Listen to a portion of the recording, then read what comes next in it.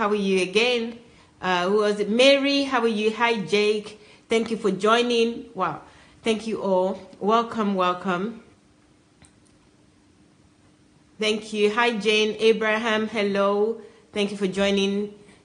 Hello, Mr. McDonald. How are you? Thank you for joining. Mrs. B, hello. Hello, Yomi. Thank you all for joining. Dr. Sunday will be with us shortly. Hello, Wale. Oh, Mr. B, sorry. Mr. B, how are you? Plutonic, hello. Hello, thank you all. Welcome. Hello, Queen Anastasia is just here. Hello, Queen Anastasia. Hello, Dr. Shegun. How are you? Hello, Stitches. Hello, all of you. Thank you very much. Hello, Israel. Thank you very much for joining. I appreciate you all. So please start sharing immediately. Dr. Sunday will be with us shortly. Hello, Ufoma. Thank you very much for joining. Thank you all. It's going to be an explosive evening again. So Dr. Sunday is going to continue the teaching on love. I can't wait. I'm really looking forward to this. I mean, in the last few days, my life is, well, my thoughts especially on love, or what it means, is totally changed. So I'm pretty excited. Next Sunday will be with us. Now he's going to join in a few seconds. So I'm going to turn the camera to him in a sec. Hello. So, zastąp do ty. O, zastąp do ty. Rochelle White, Monica Mary Odia, Abraham Haruna, Daniel Asenga, by the way, it's been a while. I'm not sure I've thanked you for this. These are all thanks to Daniel Asenga. So all these things I'm using to indicate and to move and to preach, all these things that I'm using, all these devices, because I don't really ever go to shop here. And I don't know why it doesn't come to I think all my team people are just too busy. Everybody is busy here working, and we don't go out. I'm sure most people here have never been to the shop or to anywhere. So, you know, we don't really get to experience, shop. So, but Daniel Asenga is thinking, and he bought one, first of all, and then he bought ones. So, you are Poland. That's why I'm able to teach you with ease like this. Anyway, I think that's all for now. I think Mayowa has greeted most of you. So I will just start today's class by announcing to you the topic that we are doing. So the topic is the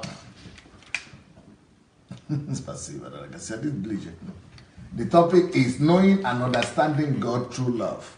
Knowing and understanding God through love. Now that is, so you should always remember that the bottom line of all this teaching is about knowing God. Knowing God, and not just knowing Him like in the head, but experiencing Him, understanding Him. And the only way to understand God, and the best way, not the only way, but the best way to not just know God, but understand Him is through love. So this is all about God. You see, like I said sometime, even recently, like a few weeks ago, somebody wrote me and said that, you know what, please continue to talk about God, because I've been in church all my life, but I never heard teachings about God. I just heard the word God, that God can bless you, God will multiply your blessing, God will give you breakthrough, God will do this for you. It's all about what God will do for you. But I don't know who is God. How do I know God? Who is God? So most people don't know God. They don't have any understanding of God, even though they go to church.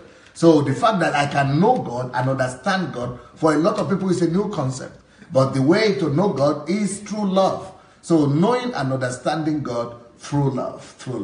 But that is the whole series that I'm going to be continuing for a long time to come. But today's teaching is love. You see the way my team here has done it. Love loves at all times. It's different love, different color, which is brilliant. Brilliant. Love, that is the subject matter. And this is the verb. Love loves. So even though this is love and this is love, but this is action, this is the verb, and that's why the color is different. So love is the subject matter. Love loves at all times. So that's what we are talking about today. If it is love, you are going to love at all times. Now, we're talking about love. There is a need for me to talk about my country, Nigeria, and about the Benue killing. Many people think that I am insensitive, and some people might have thought or might be thinking that I'm wicked, or some people might be thinking that I am callous, just because of my position regarding the herdsmen. Now, let me be able to make clear my position again. What I am saying is not that what the herdsmen are doing is good. Of course, it's evil what they are doing. But I will not allow their evil to make me evil. That's the point I'm making. And that's the point I'm trying to make to my countrymen. That the evil of the evil men should not make us evil. Any action demands a reaction. What I'm addressing is the question of reaction.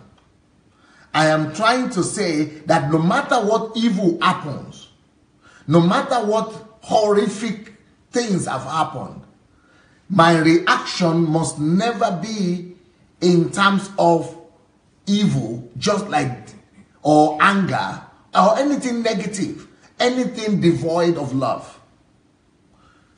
If you take one orange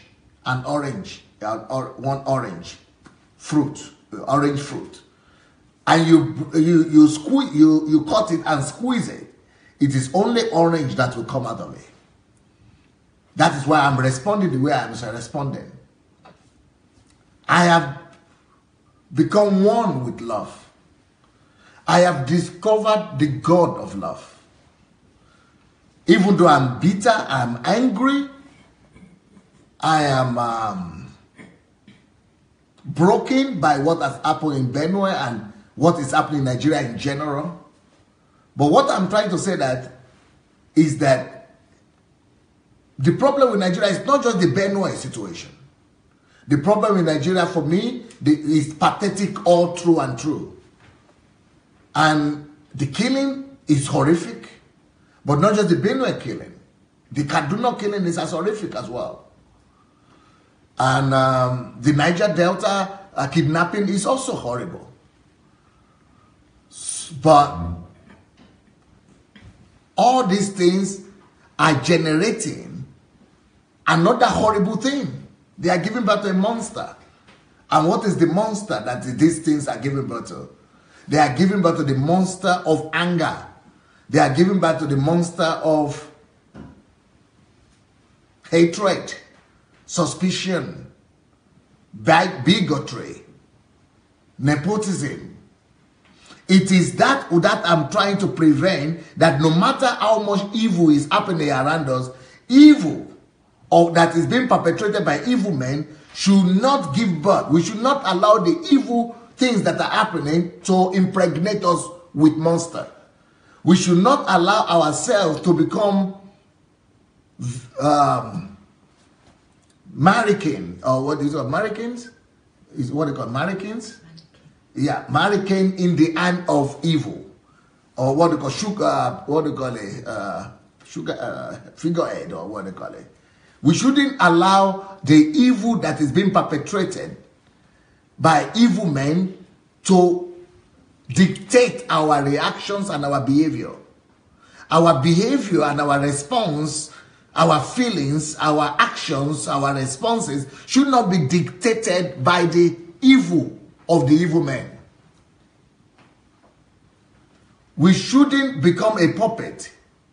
We shouldn't become a puppet in the hands of the evil people without even us knowing that we have become puppets.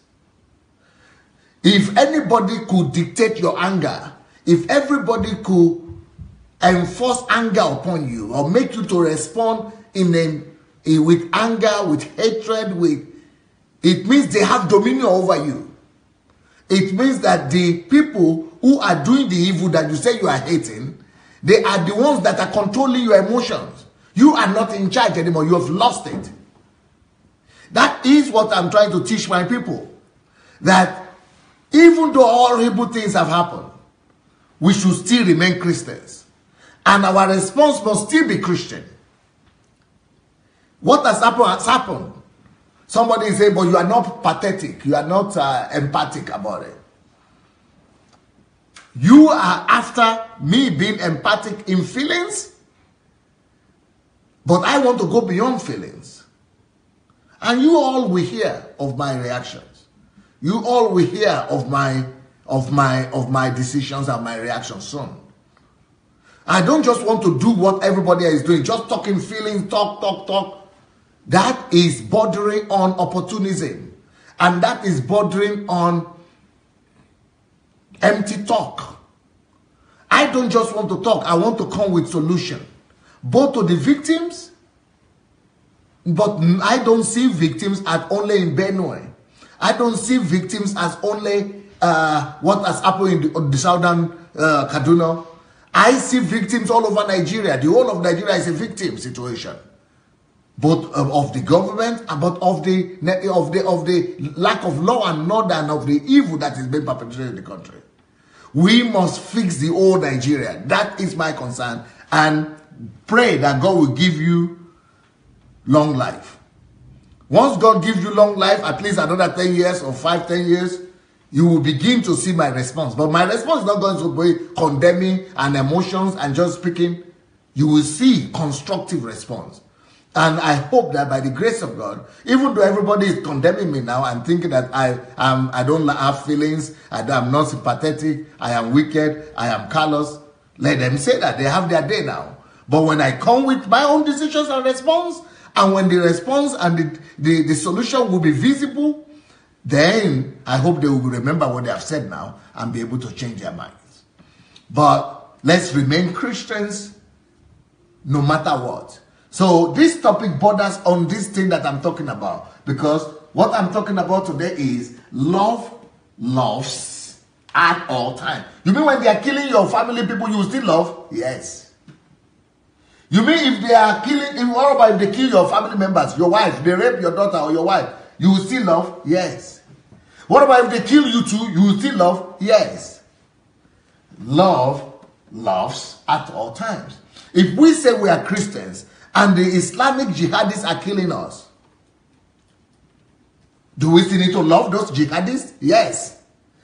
What about the terrorists, the Boko Haram, the ISIS? Do we still need to love them? Yes. But that doesn't mean we shouldn't stop them. That doesn't mean we shouldn't stop the evil. I am for stopping the evil, but loving the evildoer. And what I'm saying doesn't mean to love the jihadists and to love the terrorists and to love the Muslims. To me, doesn't equate leave them to do anything they want. No, that means act by law and order. That means stop the evil and bring it to justice, but still love the evildoer. That's what it means to me. And when it comes to me, I'm going to bring solution by the grace of God to the Nigerian situation, not just to the victims, but to the ones that are killed, but I'm also going to bring solution and help to the ones who are killing. Now, it might not be clear what I'm saying, it might not be understandable, and it might not be fathomable to a Nigerian mind or to a Nigerian Christian, but this is the Christianity that I've come to know, that I've come to believe in. This is the Christ and the God that I've come to know. And it is this God that makes sense to me. And I'm going to, either you people believe or you don't believe, you don't need to believe, but by the grace of God, sooner or later, I will be able to prove to Nigerians and to the rest of the world that love wins. And that love is the only force that can win over evil. Not darkness overcomes darkness. Not hate overcome hatred. It is only love that can overcome hatred. It is only love that can overcome darkness. It is only love that can overcome evil. I believe it, and I'm going to practice it. So, the topic of today is love If we believe in love, that love must be powerful enough to love at all times. If we really believe in love, then we have to believe that love conquers at the end of the day. Today I had an interview with a program we call Conversation with an Atheist. He said it's not an atheist, but it's agnostics. But Conversation with an Atheist, that's the name of the program. And I quoted the words of Napoleon, the former emperor of France. And what he said is this, that all great men, Genghis Khan and Alexander the Great, and all great men that have ever conquered the world only by the power of the sword. Power of the sword. Hatred, killing, maiming, hatred, evil, including Islam. But there is only one man that has been able to do the same thing, conquer the world, and exceeded every other man that has ever conquered the world. And been able to do more, conquered more territory, more land, and control the hearts of men, the whole world, without the power of the sword, but with the power of love. That is Jesus. Now, you remember that Roman Empire killed Jesus. Roman Empire was responsible for the death of Jesus. But that same Roman Empire was conquered. In the next 200 years, that same empire, the greatest empire that has ever been built, is Roman Empire. The greatest, the most powerful empire, the most lasting empire that has ever existed is Roman Empire. Almost 1,000 years it existed. And this empire killed this man that brought the message of love. But that same empire fell at the feet of this same message of love. It took 200 years, but that same empire was brought to our feet. And this doctrine of love, this message of love, became dominant and took total control of Roman Empire. And the followers of Jesus that was killed, his followers became rulers of that old empire that killed their founder. What does that mean? Love wins at the end of the day. Love will always win. Either it is in geopolitical questions and issues like what I've just given you example of, or in little things, in little matters. Love always wins, and love will always win. Anger never does anything good. Hatred never go far. Responding in being sentimental and being temperamental and just, sentiments and hatred and anger and bigotry, those things don't last long and they don't do anything good. But love brings lasting solution and changes the world for better. It is the most potent power that's possible of changing any evil to good. And that is the side that I stand in. That is my position. That's where I belong. And I am on the side of love. And by the grace of God, before I die, love will win in Nigeria. I'm not going to use the same method. I'm not going to speak. I'm not going to act the way Christians in Nigeria are acting. No. They are not my authority to me.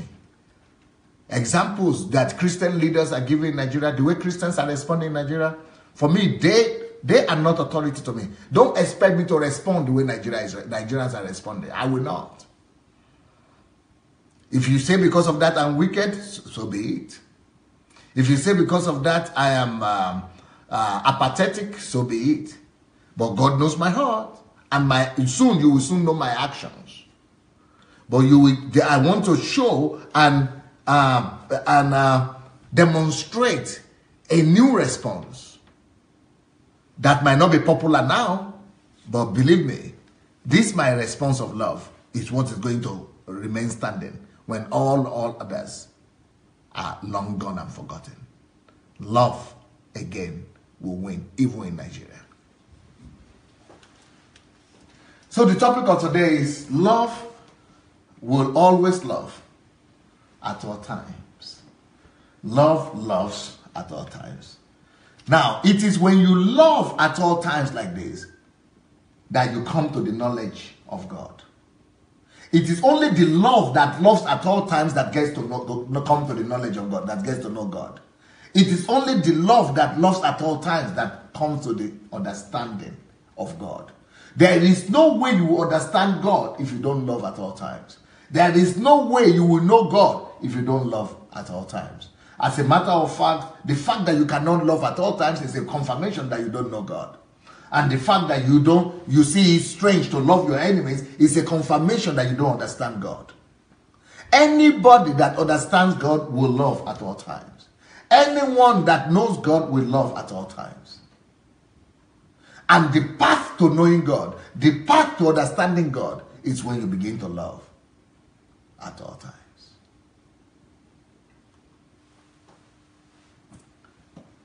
Victory is the ability, victory in life, real victory.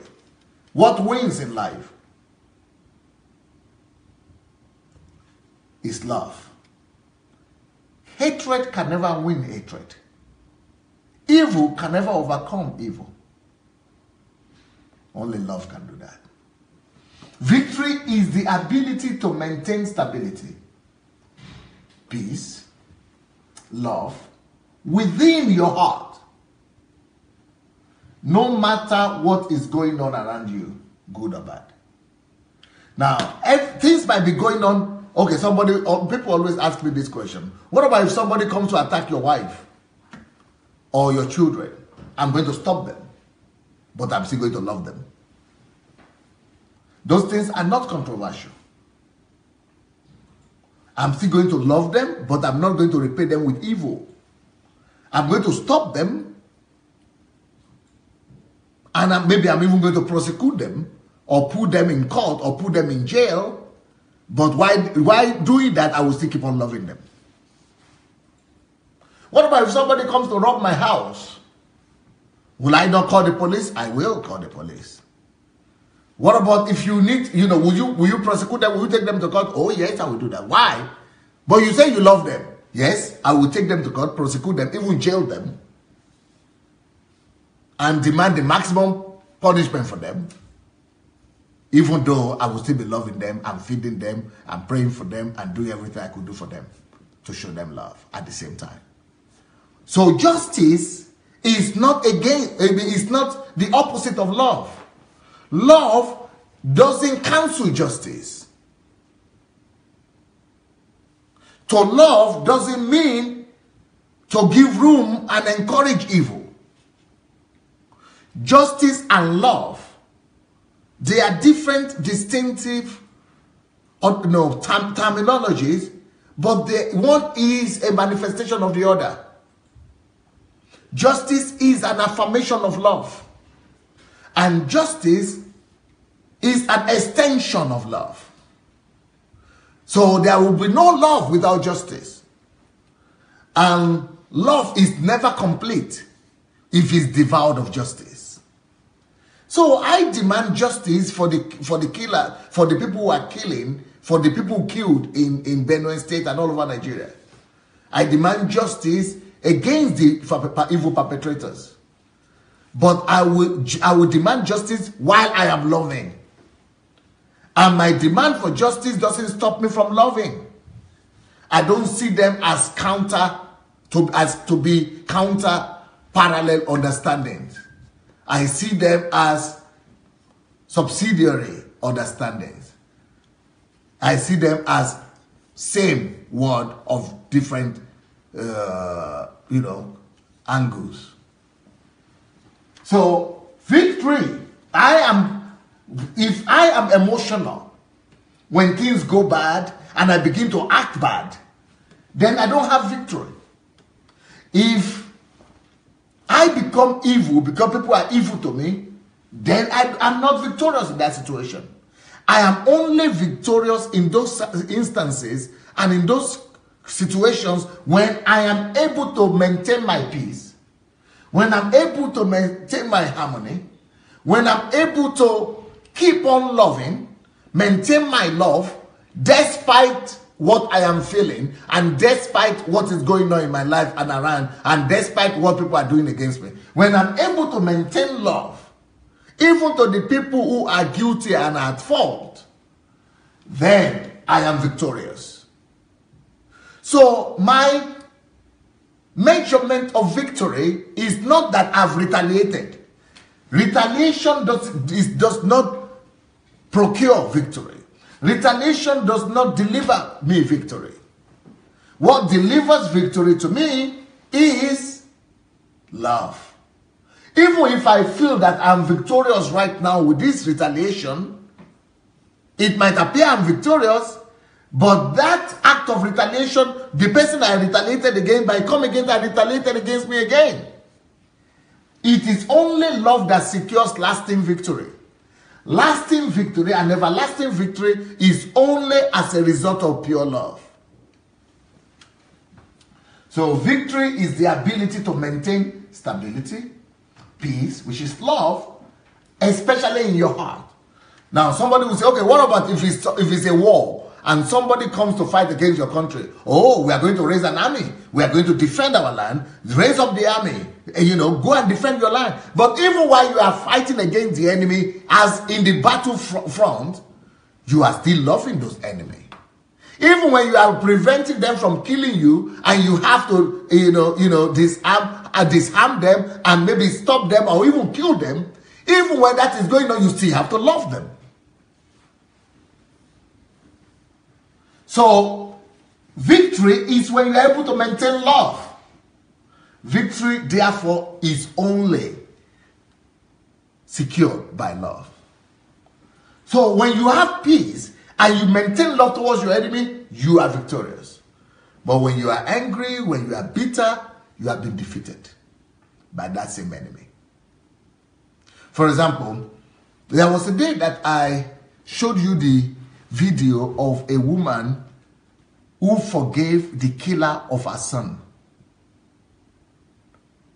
And that woman said, when I was not forgiving him, that is before love came into operation, she couldn't sleep at night. She was always bitter. She was always angry. She lost her sleep. She lost her health. Because she was always bitter. She is not victorious. Even though the man has been put in prison, but she couldn't maintain peace. She couldn't get her peace back. And she couldn't enjoy life. She was always crying, thinking about her son that she's lost. But when she forgave and went to meet the killer of the son in prison, forgave him, adopted him as his son, as her son, now she got a son back. They are living together in the same house. And that boy that he killed his son is now acting as a son to her. Now she can sleep. Now she doesn't have anger and bitterness and hatred. Why? Because true victory is not in the loss, is not even what, in revenge or in hatred or in anger. She got victory not just in the courtroom, but she got victory in her sleep. She got victory in her blood system. She got victory in a lifestyle. She got victory all around. That is true victory. But unforgiveness, hatred, bitterness makes you a loser to the same herdsmen that you hate. To the same herdsmen that the same man that killed the son was, even though he was in prison, he was still dictating how she must live her life. So her sleep was dependent on the person who she didn't forgive. It means that the person she hated is still controlling her sleep, her health. Her whole life is still dependent on the person she hates.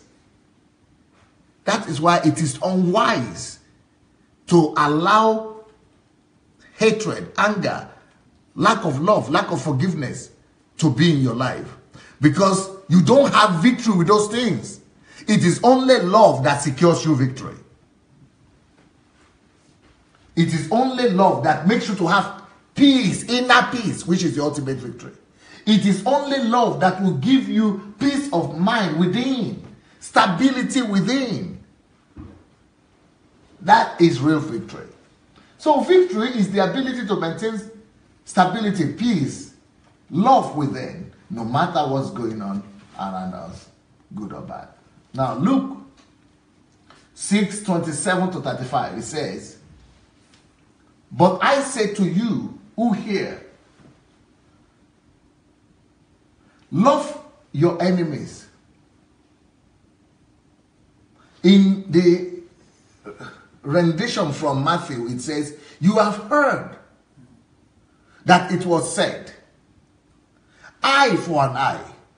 But the doctrine of eye for an eye leaves the whole city without anybody, without anybody seeing, without anybody with sight. Eye for an eye will leave the whole country blind. So who wins?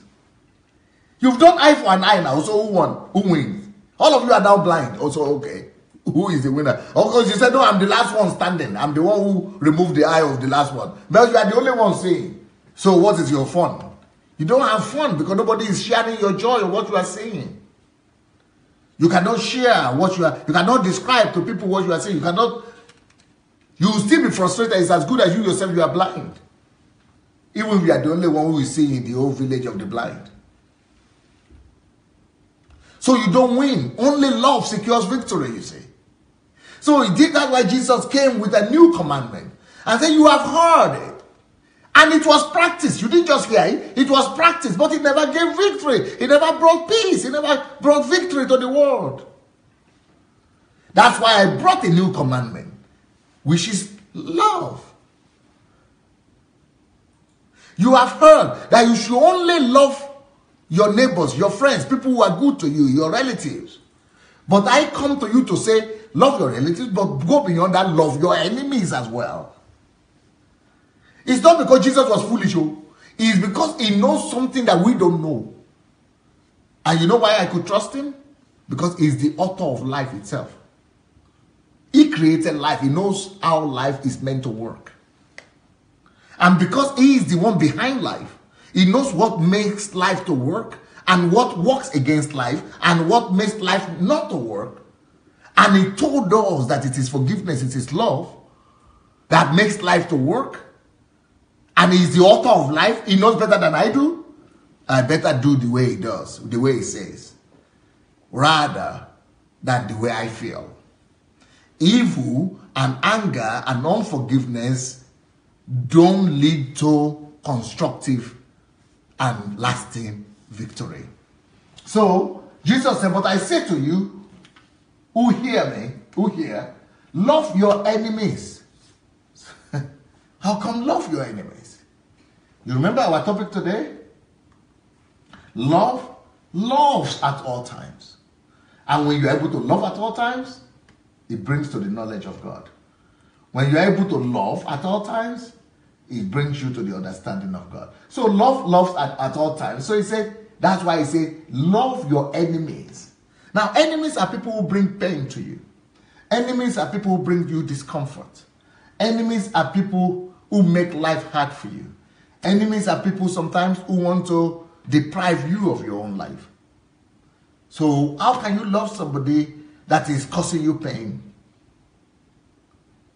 Because that's the true way of peace, liberty, and victory. How can you love somebody that is trying to kill you? Because only through love you can stop that death. And you can win. And you can conquer that enemy that wants to kill you. Love is the instrument not just to forgive the person who is perpetrating evil, but it is an instrument for you to stop him and to conquer him. Love is a force of conqueror. Love is a force of dominion. Love is a force. When you love, you conquer. You remember what Napoleon said? We conquered through war and through the power of weapons, but everything they conquered, they have lost. They conquered and lost at the end of the day. But the only one that conquered the world without a sword did it through the power of love. And he didn't lose it.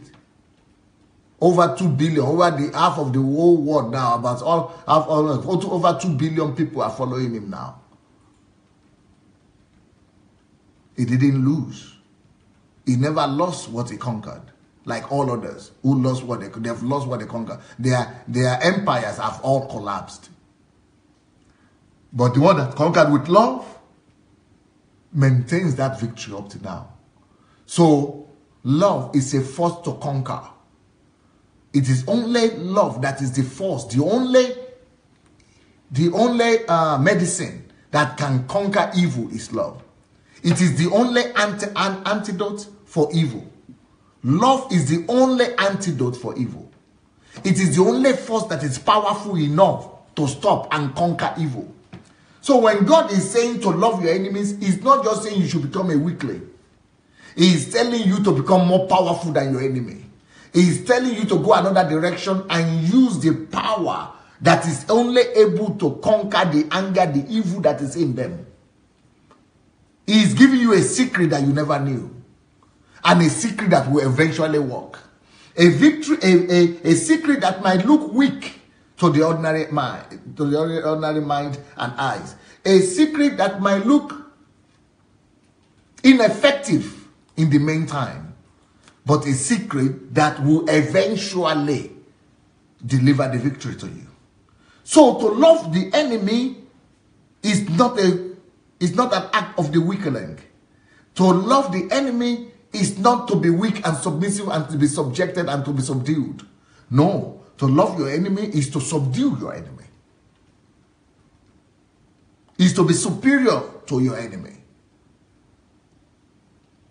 And is to conquer your enemy. That is the only force that can do that.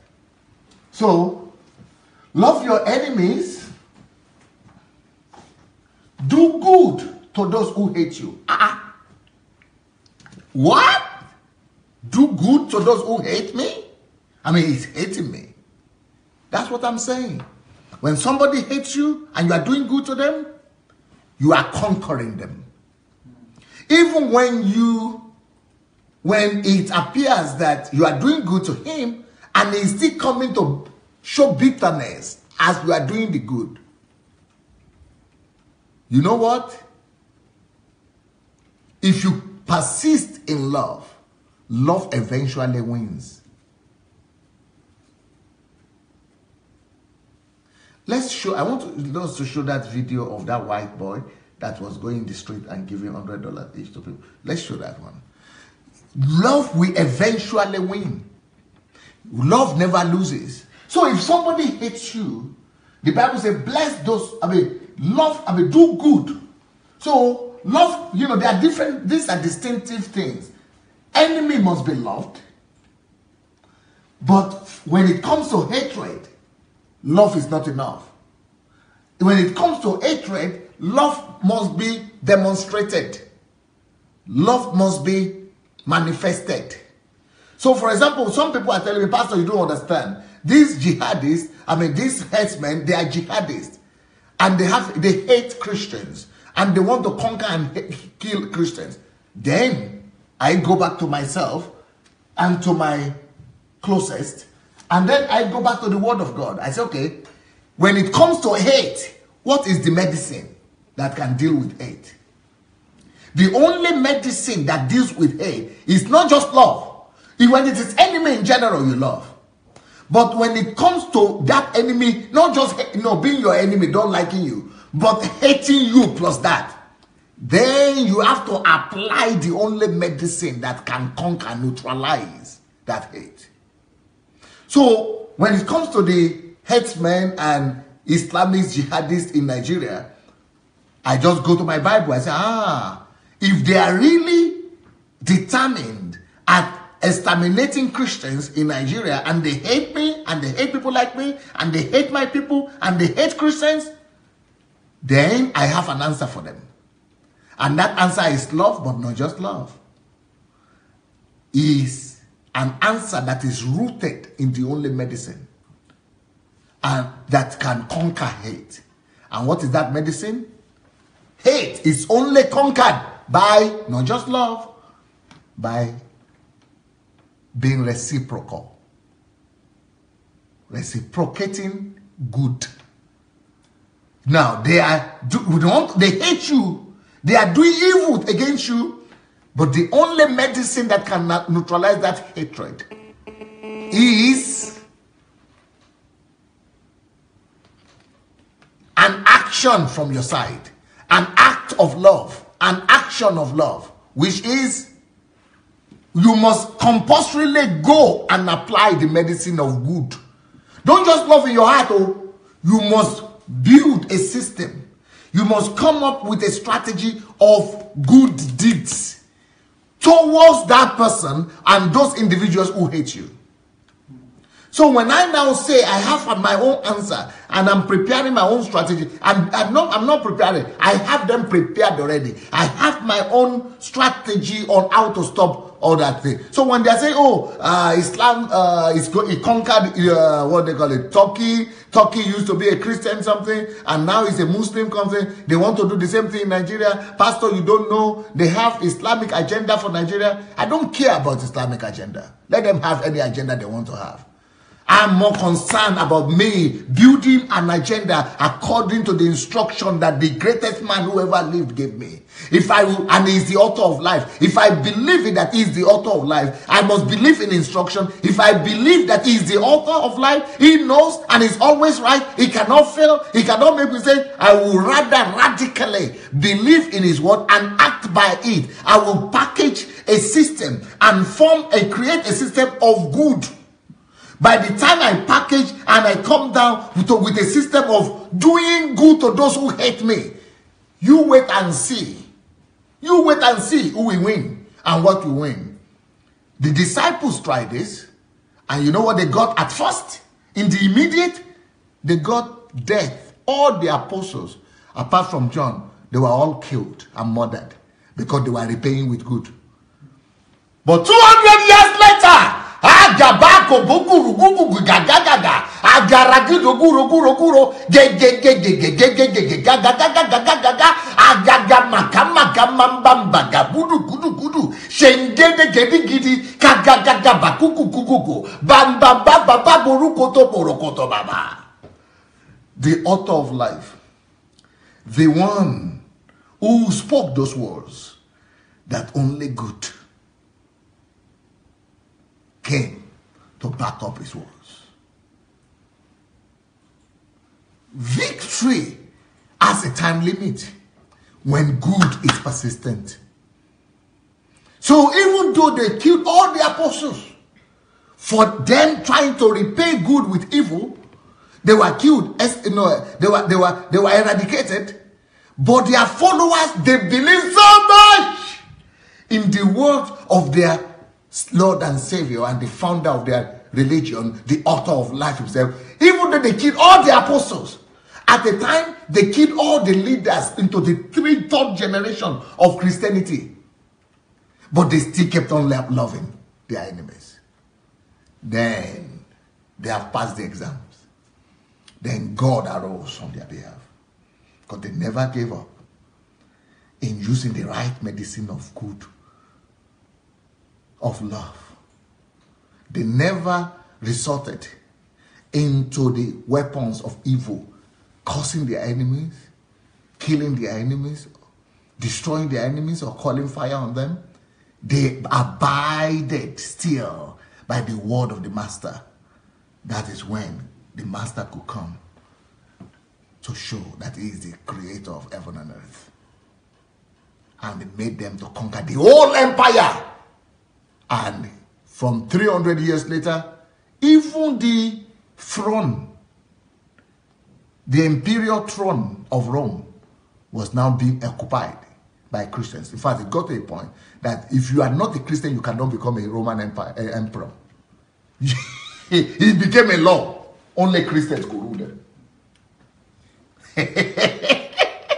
And only Christians could install them. Only Christian ministers.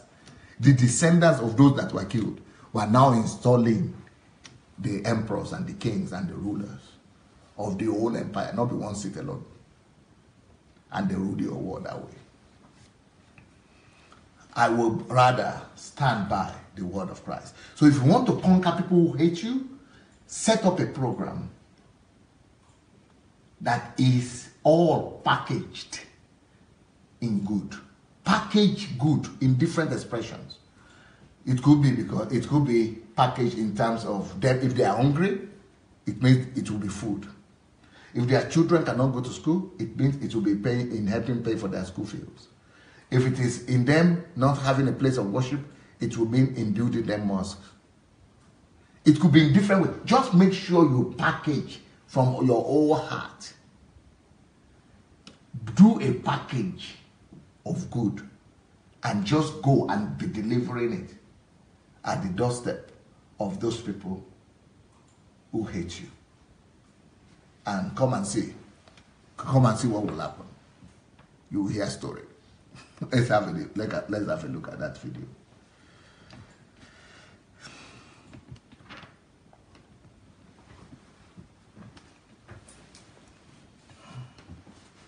I want us to see this video. I want you to notice what it will be happening to the eyes and to the expression in the face of these people that are being given money to. One young man, I don't know if you live in America, if you are here now, you are living in America, or you are in England, Western world, and you know homeless situation, the situation of homeless people. Most homeless people who are in the street, they are bitter. Because people pass them by every day. They don't even notice them. That is one reason for bitterness. Another reason for bitterness is that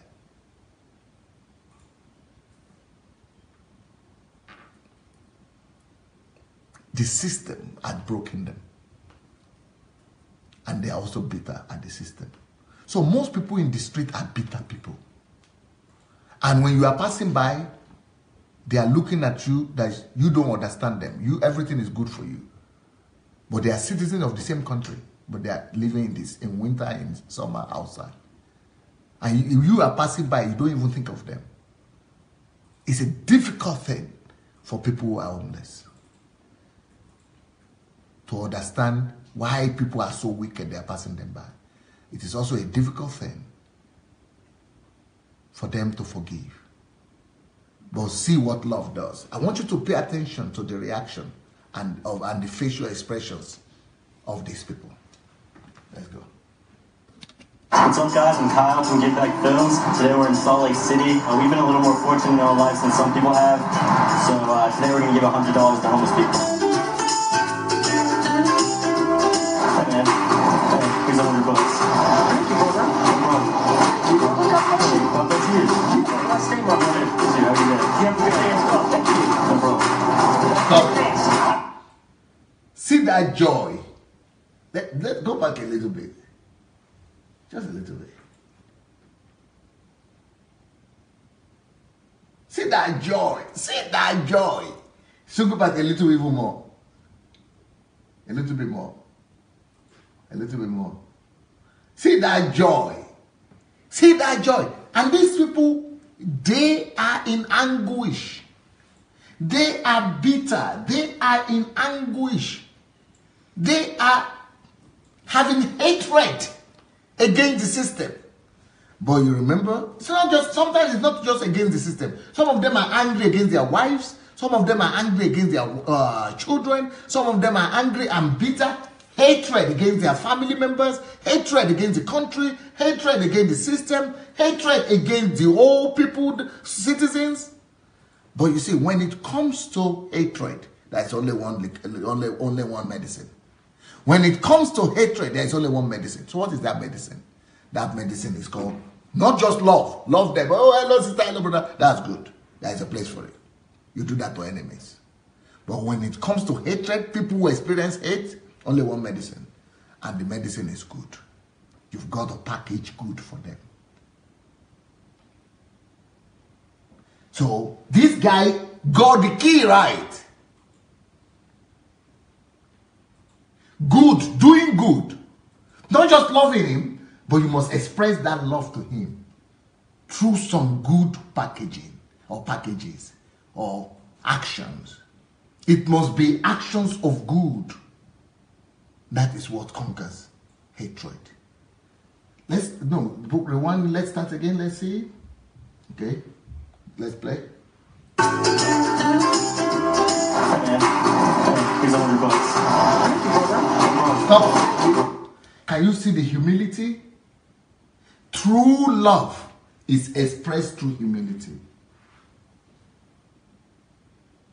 And when I was talking about the Fulani herdsmen, I mentioned, if you have heard my message, or if you have not seen, go and look for my video. What was it called? I think it was called the herdsmen killing and my view, or my perspective. The herdsmen killing, my perspective.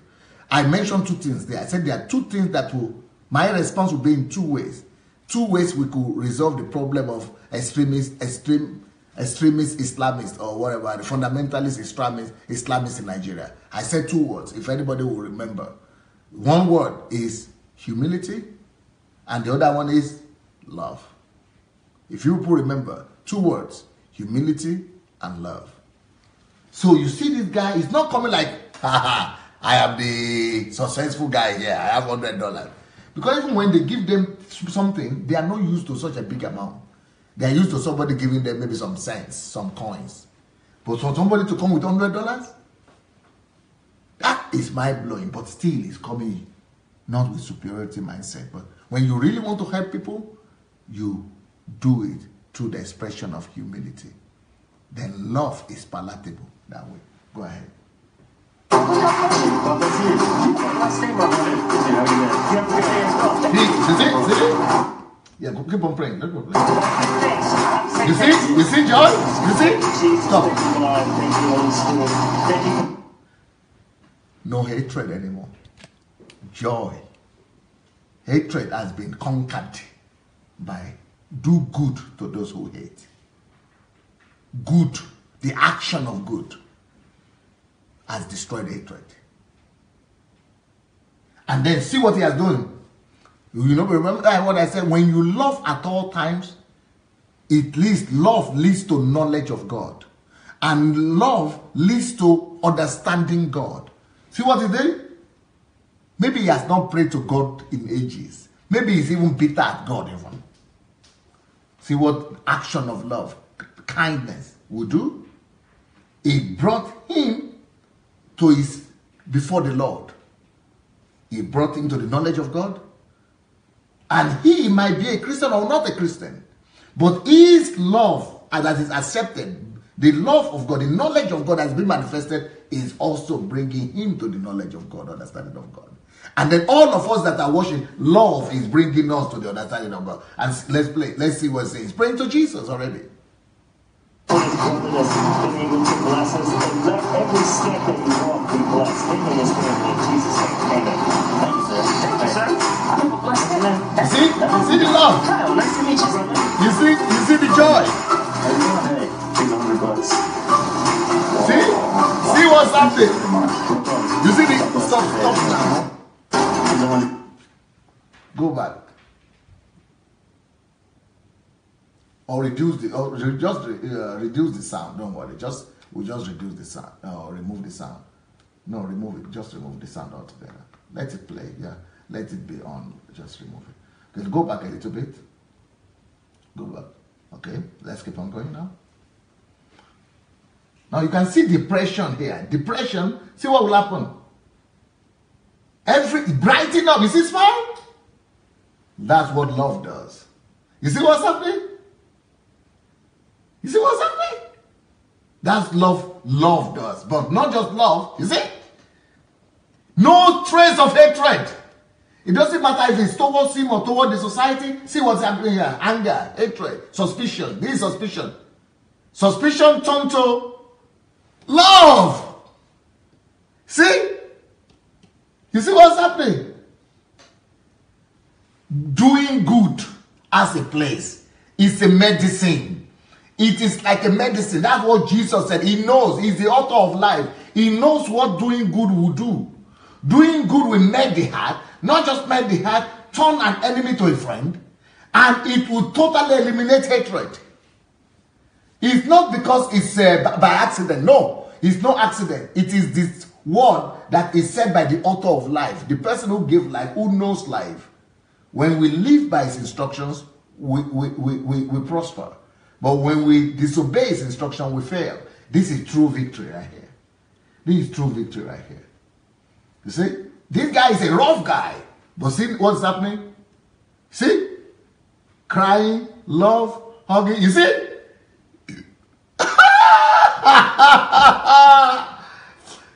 See what's happening? The guy is depressed. He's shocked. See what's happening? Do good to those who hate. No more hatred. No more hatred. No more hatred. See harmony. See love. See see another one here. Suspicions at first. Now, unbelievable. Love, acceptance, peace, harmony. You see, friendship, harmony. He opened up. He can't stop talking. Why? See what's happening? Do good. When it comes to hatred, do good. You see? Everything is good. See what's happening? The man is changing the world just by one act of kindness. Do good to those who are bitter, to those who hate, to those who are angry. Let's go back to my notes. God was work. Don't just read the Bible as a religious person. Let's practice what we read. Let's become Christians all over again. Let's stop just being religious people. Let's become Christians. So, when you love loves at all times. When you love at all times, it leads to the knowledge of God. It leads to understanding of God. Love leads to understanding of God and to the knowledge of God. So when it comes to enemies, love them with your heart. It means don't have any bitterness against them in your heart. You know, love them either through actively or anything, but just be positively disposed towards them. Then when it comes to hate, if anybody hates, that one is conquered by a package of good. You must form a system of extending good to them. Then it says, when it comes to curse, if you know that there are some babalawos, some voodoos, some juju masters, or some juju witches in the village that are cursing you, then you have to bless them. The medicine for curses, for placing curse on you, is to bless. Now, why is it that when some people are saying that give money, if you give money to people in Africa, that that money is going to be used? Can you find me the African boy in the last one you have it that was given also to somebody who was with? So people say don't give money. Don't give money in Africa to people who are poor. Who are poor, because they are going to take that money and use it to do witchcraft against you. Do you know the reason why it will never work? If you are really blessing the person, even if they take it, it will never work. The medicine against curses, and to do voodoo against you is cursing you. You know, voodoo works through curses. Yes, through incantation, through curses. You see the way to neutralize curses? It is rather the opposite. Anybody that is doing curses or voodoo or incantation or witchcraft, the only power that will neutralize witchcraft and can break it down and destroy it and turn it into water and turn it into a powerless thing is to go and bless them. Take something and use it to go and bless them. It will neutralize the thing. So what people are supposed to be preaching in Nigeria is rather going to beg people to begin to give. Begin to go and give to witch doctors. Begin to go and give to witches. Begin to go and give to wizards. Begin to go and begin to be giving to the wizards and witches and wizards, wicked people. Anybody you know that is cursing, anybody you know that is doing incantation against you, anybody that you know that is practicing witchcraft, go and bless them. Bless them with food, bless them with clothes, bless them with money, bless them with something. It is the blessing of those who curse that neutralizes the curses. Curses is neutralized by blessing. You've got to begin to bless them by your mouth and then bless them with your substance. There are different ways to bless. You can bless with your substance, what you have, physical, or you can bless with your mouth, or you could bless with anything you have. But begin to set up a system of blessing people, and that is the only way to neutralize any curses against you. So if they are telling you that you have curses in your father's house, you neutralize it by blessing that father's house. If anybody tells you you have curses, some people in your village or stepmother or something is cursing you, you neutralize that curse by blessing. It is only blessing, either in prayers or in action, that will neutralize curses. Let's have a look at one video where in Nigeria, young men and young men, ordinary boys, are going to use their tithe and offering or their something to bless. They are using it to bless people, to bless poor people in the street. And that theory doesn't work. I don't even know if they are Christians or they are not Christians, but no cause is working against them. They are just being blessed more. Their businesses are growing more. They are blessing more and more people. They are not becoming poor. They are not becoming poorer. So that doctrine that somebody will take their money and go and use it for witchcraft and go and use it to do witchcraft against them is not, somehow it's not working. No witchcraft is against them. They keep on doing it. No witchcraft is taking them because it's all superstition. It's all lie and deception. It is all crazy theories that churches of today, the pseudo churches, paganistic churches of today in Africa today have invented to make people sure that people only bring money to church. It is all deception and lies to make sure that people don't give money to anywhere else, but only to them. It is wickedness. It is evil. When God is saying go and give to the poor, that God will remember you. When God is saying when you give to the poor, you lend to the Lord. When God is saying when you give to the poor, God will remember you. He will visit you. He will bless you. And now somebody is telling you the opposite. That person is Antichrist.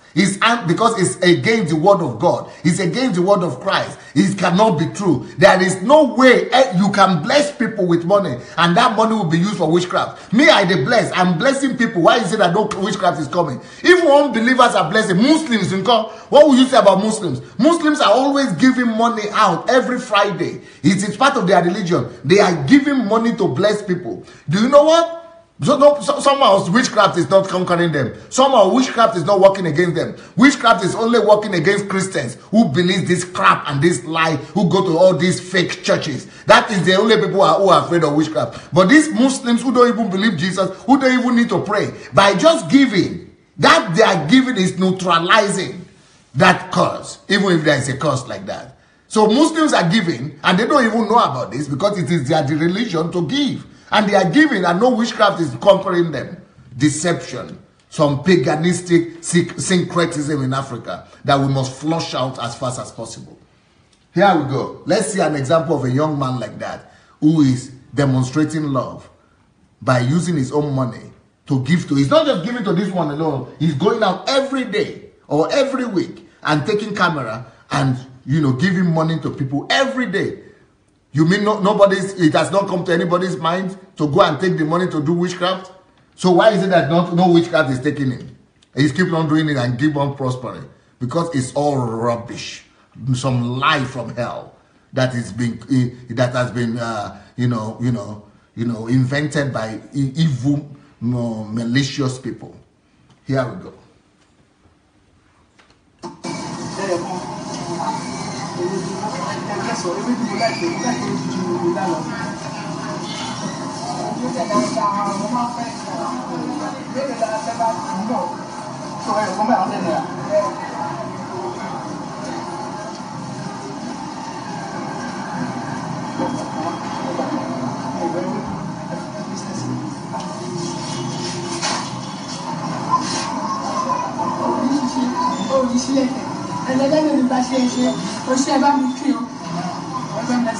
You see what the woman, no voice. You see what the woman is doing? No, let's play just no voice. The woman is not cursing. She's actually blessing him. People say if you give money to them, they will curse you. They will go and use it for witchcraft. It's the opposite. She's crying out of love. Blessing destroys curses. Blessing destroys, hatred. Blessing destroys all the evil. Blessing destroys evil. Blessing destroys, no witchcraft. It is blessing. You see joy? You see joy? Ah, my God, oh, Jesus, return Christianity back to Africa. Help me. Help us to return Christianity back to Africa. Help us to destroy all these lies and deception that have come to overcome the church in Africa. Please. Oh, God, how could people be so wicked coming with this kind of doctrines? It is sad. I'm so broken. But thank God for people like this. My dream is that we will have at least 2,000 people like this every day going about Lagos and Nigeria with cameras. And it is important that with cameras. Why? Because the Bible says, let your light so shine before the world. The whole world must see it. That the whole world will see your good works and give glory to your Father in heaven. The whole world must be able to see it. So, loves at all times. Even though that guy will have heard about the theory that don't give to the poor, they are going to use it for witchcraft, you are going to become poor, but he's obeying his heart. He believes more in love and in good and in kindness than in witchcraft. And that's why he's able to continue doing what needs to be done. When you love like that at all times, you see, the knowledge of God comes. Can you feel God in that atmosphere? I could feel God. The understanding of God comes. Why? Because when it comes to enemies, you've got to love them. When it comes to people who hate, to hatred, you've got to package good and do good. When it comes to curse, you've got to bless and pray for those who spitefully use you. Now, when there are people who are abusing you, who are oppressing you, who are using you unjustly, spitefully use you, who are taking advantage of you, those you should pray for. Pray for. That one is different from bless them with something or give something to them, do good to them, but you have to love them, but also go ahead and pray for them. So when it comes to people taking advantage of you, that's when you go to prayer meeting. Not when you want them to die, but when they are taking advantage of you, when they are not fair to you, when they are not just to you, not justice to you, when they are taking advantage of you, you have to pray for them. That is the best reaction. Not cry, but pray for them. Not weep, not go into depression, but go and pray for them. Not go and pray for them to die, but go and pray for them. Go and bless them. Go and pray for them. You not go and curse them. No, go and pray for them when they spitefully use you. Now, when it comes to him who strikes you on the one cheek, offer the other also. That doesn't mean don't stop them. That just means that don't ever let your heart, why did it say offer or the other? Don't let anger, bitterness, that anger that is driving them, that evil that is driving them, that bitterness that is driving them, don't let it go to your heart. Protect your heart. And if need be, offer them the other one so that your heart will not be contaminated. So what he's saying is that never allow your heart to be contaminated. Even though you could stop the person, you could even put them down. You could even give them over to arrest or under the police or get them arrested, lock them up, but never allow the same hatred, the same bitterness to come to your heart. And from him who takes away your cloak, do not withhold your tunic. He wants to seal it. Don't begin to fight. Why is it? The thing Jesus is talking about here is not physical actions only. These are all concerning your heart. These are all teachings to preserve your heart. Why did he say when he's taking away your something, it doesn't mean that just let him take it away, don't take it back. No, it just means that don't allow bitterness, because when somebody takes something from you unjustly, you want to go and fight and begin to fight for your right and begin to do that. You can still do that, but while you do that, maintain the heart of love. So the whole idea is not the clock, it's your heart. Everything, all these things that you are hearing about the beatitude, they are all about your heart. Make sure that in your heart you are even ready to give him another one. Make sure that in your heart you are even allow him to go. You are ready to let him. So the readiness, you remember in the case of Abraham, when God said, go and sacrifice your son. You know, he didn't really sacrifice that son. But the readiness to sacrifice the son is what God was looking for. So when it comes to this one also, when somebody strikes you, The readiness that you don't care, you are ready to forgive him. Even if he does it again, you are ready to forgive him. That readiness to forgive, that readiness to love, despite the fact that he's striking you, to even to do it again, that readiness is what we are talking about. That is a heart. The same thing when he takes your cloth and he said, give him, let him take it. That readiness to even let him take it. That readiness not to have bitterness. That readiness to even give him another one on top. That readiness means that you don't have bitterness in your heart. That means that you don't have anger in your heart. That readiness is what is being talked about. It's not like going to kill your son, but the readiness to let that son go, to let that Isaac go. That readiness shows your heart. So this is all about the condition of the heart. Do not withhold your tunic either. Give to everyone who asks of you. If they are asking of you, check it out. The willingness to give. That you are ready to give. You are not against giving them. That readiness of your heart to give to anybody who asks you. That of course you have to be able to give. If you can afford it. But even if you cannot afford it, but the willingness to even do it. That willingness. But sometimes you can afford it, but it doesn't make sense. It will not help the person. But you are still willing. Even though you said no to the person. So you can still say no, but really, you are past the test. You are ready to give. You are willing to give, even though you said no. Because you said no to him because you know if you give him the money, he's going to mismanage it. Or if you give him the money, he might not use it in the right way. It might not be helpful to the person itself. But the willingness that you are ready to do it, even though you said no, that is still the same thing. It's the heart God is after. I don't know if you people are getting me. And from him who takes away your goods, do not ask them back. Now, that doesn't mean don't ask them back, but the willingness in your heart that even if necessary, you can let it go. But sometimes you need to ask them back because you want to teach them lesson. You want to ask them back because you don't want to spoil them. It's just like saying somebody raped somebody. You say, okay, don't imprison him. Let him go and be raping. That is not the idea Jesus was pursuing. The idea Jesus was pursuing is that forgive him. Even though you will still, you have locked him up in prison so that he will not go and be raping other people, but your heart must have forgiven him. You must forgive. That is the idea here.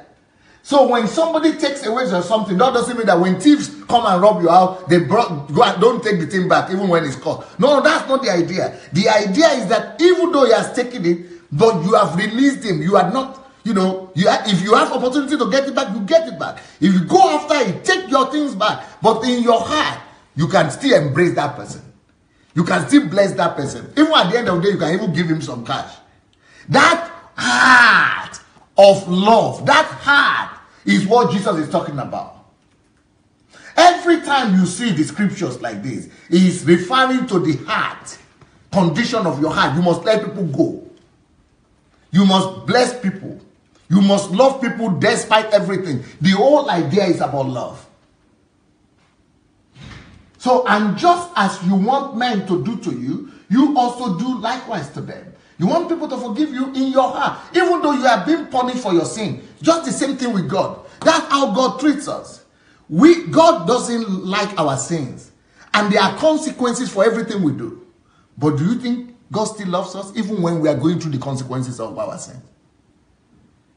We might have sinned and God has forgiven us. And even though the consequences of the sin are now punishing us and we are crying, we are sick, we are doing this, but even in that consequence, while we are going through that consequence, God still loves us. That is what Jesus is trying to teach here. Love people despite everything. And just as what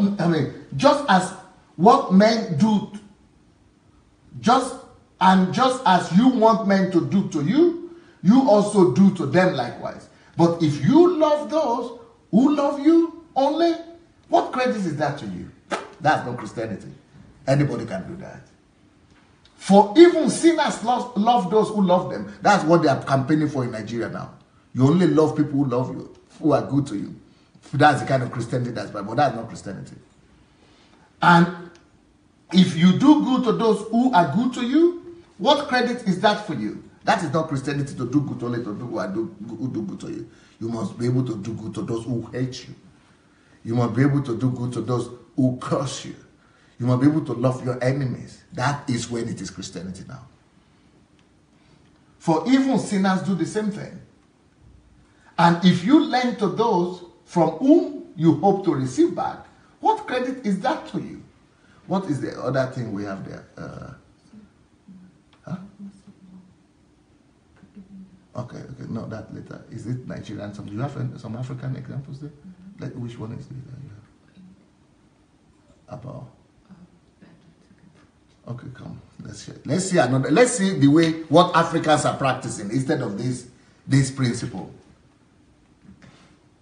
Instead of this word that Jesus preached, let's see what Africans are preaching. They are preaching the opposite. And what they are preaching is not Christianity. And they are leading people against God, against Jesus himself, against the Son of God. Let's see one of these our so-called fathers and see what they are practicing, what they are saying, what kind of Christianity they are preaching, which is the direct opposite of the Christianity that Jesus stands for. When somebody is talking and preaching and promoting against what Jesus stands for, how is it different from the Muslims? How is it different from the jihadis that you don't like? He is not a believer. They might use the name of Jesus, but they're just using the name of Jesus. But they're against Jesus because they are preaching against him. Let's have a look at this. Vengeance is answering in the camp of your enemies today. Within 7 days from now, you will hear news.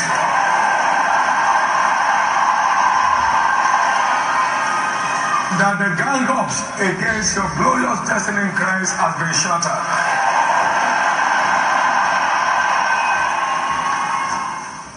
And so shall it be. God speaking said, Israel is my son, is my firstborn, and let my son go that he may serve me. Exodus 20, chapter 4, verse 22 and 23. If you don't let him go, I will kill your son because I must free my son. When you are committed to serving God, it becomes your eternal defense. From this day, because everyone in this church is engaging with all their heart, with all their zeal, in serving God and His kingdom at one level or another. Therefore, you are entitled to His defense. By His defense today, vengeance answers in the camp of your enemy.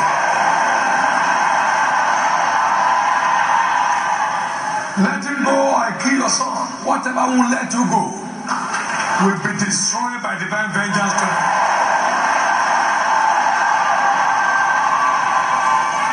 Whatever won't let your family go, your wife, your children, your husband, whatever won't let them go, goes down for you today. Whatever won't let you go in your business, in your career, goes down for you today.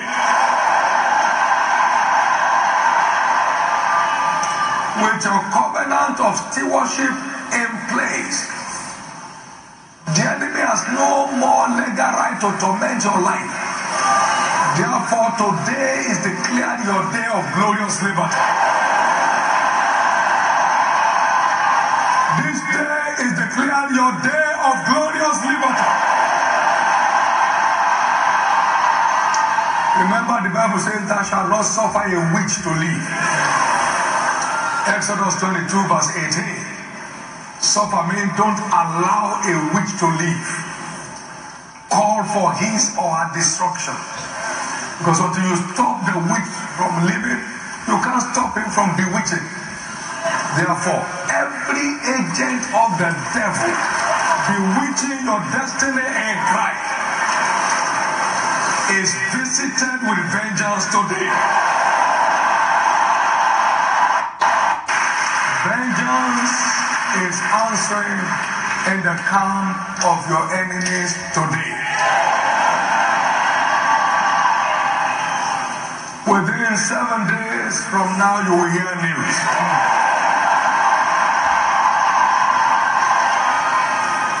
That the gang-ups against your glorious destiny in Christ has been shattered.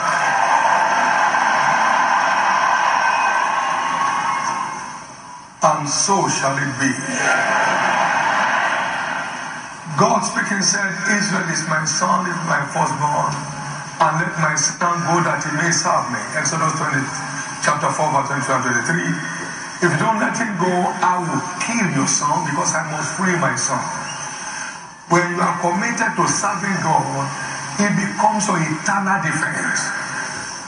From this day, because everyone in this church is engaging with all their heart, with all their zeal, in serving God and His kingdom at one level or another. Therefore, you are entitled to His defense.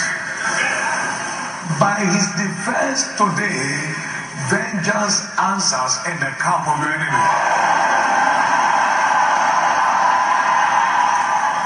Let him go, I kill your son. Whatever will let you go will be destroyed by divine vengeance today.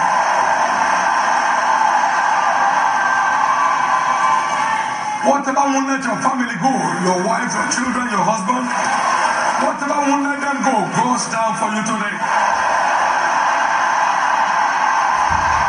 Whatever won't let you go in your business, in your career, goes down for you today. Thank you. With your covenant of stewardship. Can you see the birth of paganism? That is the symbol of paganism right there. The birth of syncretism. The birth of paganism. Paganistic practices. Paganism. They are using the word of God, even where the word God is saying the opposite. The so-called man of God is reading A and telling you it is B. And reading it in your ear like this, koro koro, and lying right there to the people of God and deceiving them. Putting them in bondage, making them into pagans. It's a pity.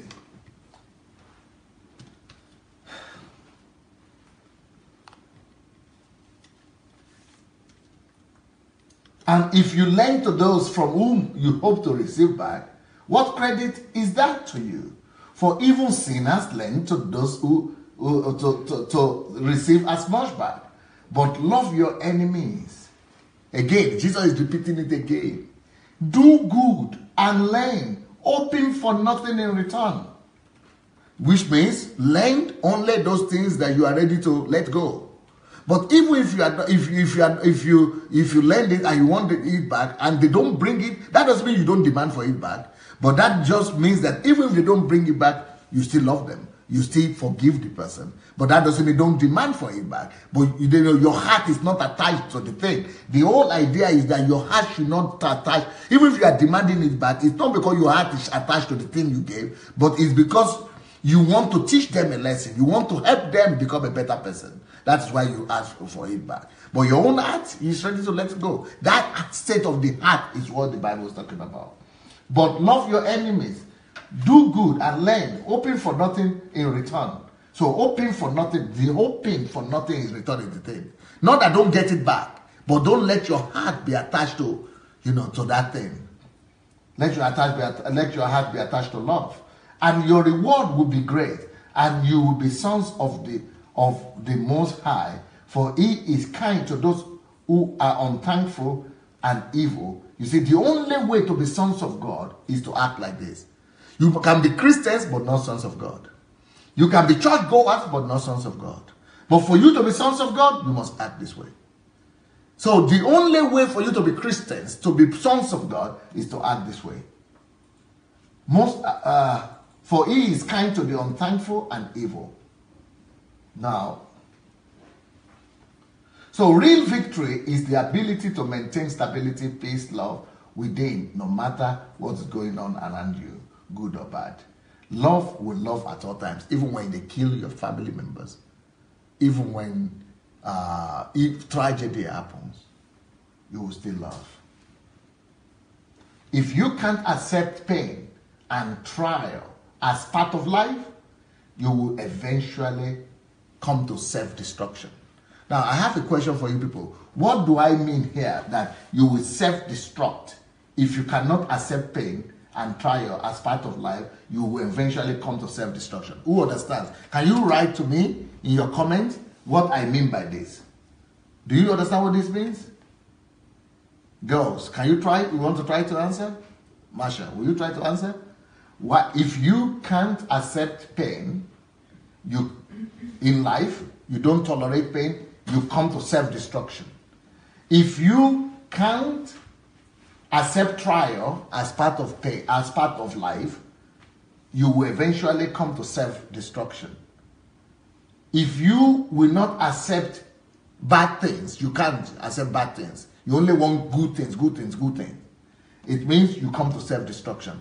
So мы приходим к самоуничтожению, когда мы не способны воспринимать боль, разочарование, обид или негативное. Человек, который хочет только добро, хорошо, сладко, все, он самоуничтожается. Почему самоуничтожается? That's my question. So my question is, how does a person who doesn't like pain, cannot accept pain, who cannot accept trial, who cannot accept failure, how does he come to self-destruction? How? Can you write me? I want to see your comment.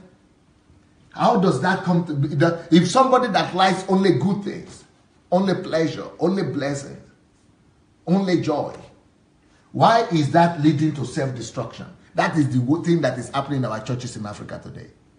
Pastors are preaching only that no, you will not have pain, you will not have trial. Those things come to self-destruction. People who believe that, they always come to some form of failure and self-destruction. You want to join the question? Okay, come and prove to me.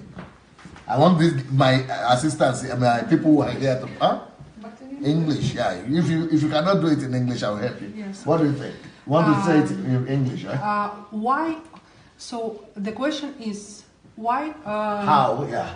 Or why? Yes, say it. Why? If you can accept. You come to self-destruction. Yes. Why we come to self-destruction? If we don't accept pain and trials as a part of our life. Yeah. First of all, we have to understand and to say to ourselves that trials and pains, this is actually part of our life. We need to accept this thought that, okay, I will have pains in my life, I will have trials in my life, I will have bad things in my life. So, because we have... But that thing you just said now, that I will have bad things in my life, for African Christians who are like going I'm cursing myself. It's like you are cursing yourself, yeah. It's like a curse. How will you say you have bad things in life? Don't say negative things, don't say so. Confession, they say confession, don't confess. No confession.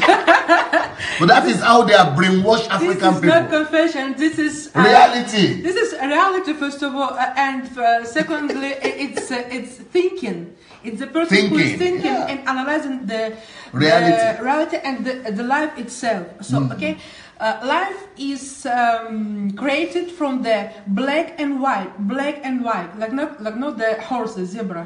Yeah, like positive and negative. Yes, positive and negative. Like zebra animal. Yes, animal. It has white and black stripes. Yes, yeah. So then why when we have white stripe we say, oh, everything is fine, this is life, God is good, God is good. So why then when the black stripe is coming to our life, we say, okay, what happened, God? Where are you, God? God is always there. Where is it? Where is was? God is always there. Yes, he's sitting on his throne and everything is fine to him. But to me, as a person, I had to understand that life is created from the bad and good things. So, coming to the question, why? Yeah, what is self-destruction? Exactly. Yeah, how does that lead to self-destruction for the person? Okay, so what is the self-destruction? It starts from our thinking. So how I am destroying myself. I starting to think, oh, I am not happy, I am not lucky, not blessed. Not blessed. Something is wrong with me. God is angry with me.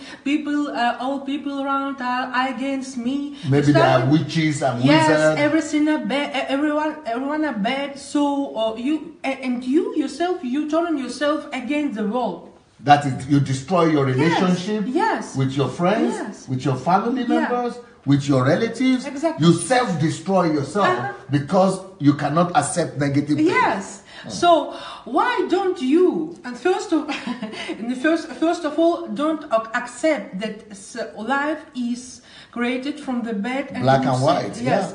Like Job. You remember the Job? Yeah. He was.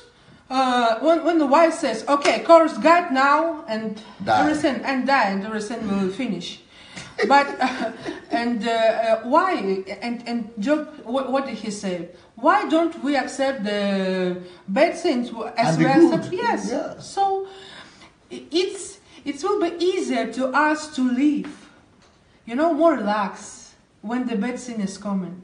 Maybe it sounds crazy, but. No one told us that only good things will happen in our life. So when the bad thing, and what is the bad thing? Actually, the bad things is not the bad. It's not the bad. We can see them as a bad thing. What is a bad thing? Because some of bad things, they're actually good. Or they will be good. They will be good for you. Yes. They prepare you for. And I will say even more. If we will see bad things, as people call them bad, before they even happen, that everything which comes to me, I will return to good. So when bad thing will start to come to me, I say, okay, it's not bad. And at the end of the day, I will return it to good. To myself, to my family, to my people, So it's good. Yes. Good. Let's start. Let him come first, and then you. All right. Okay. What will you say? Do you understand the question? Yeah, definitely. Let me read the question again. So it says, if you can't accept pain and trial as part of life, you would eventually self-destruct. And this is so true. Let me start with how we function as humans. Without pain, we will drop dead. You're going to be seeing dead people on the streets everywhere. Without pain. Because the way God has even... And he's talking as a medical doctor as well. Yes, I'm a medical doctor. Because the way God has configured us in such a way that sometimes we just want to keep walking. But pain are some of the greatest blessings. Greatest blessings. To tell you that something is out of order. Something is out of order. So you have to, for example, what we don't know is that even the hunger that we feel is a sense of pain. Yeah. And that is telling us that our body is in need of food, glucose, so as to function. And if we don't respond to the pain that we feel, to those hunger pangs, you just drop dead. That's self-destruction. Or some of us that just wants to keep walking, 24 hours without resting. What you notice is that you start feeling headache. That's pain. And that headache that you're feeling is pain, is telling you that, hey, you have to stop. If not, you're going to self-destruct.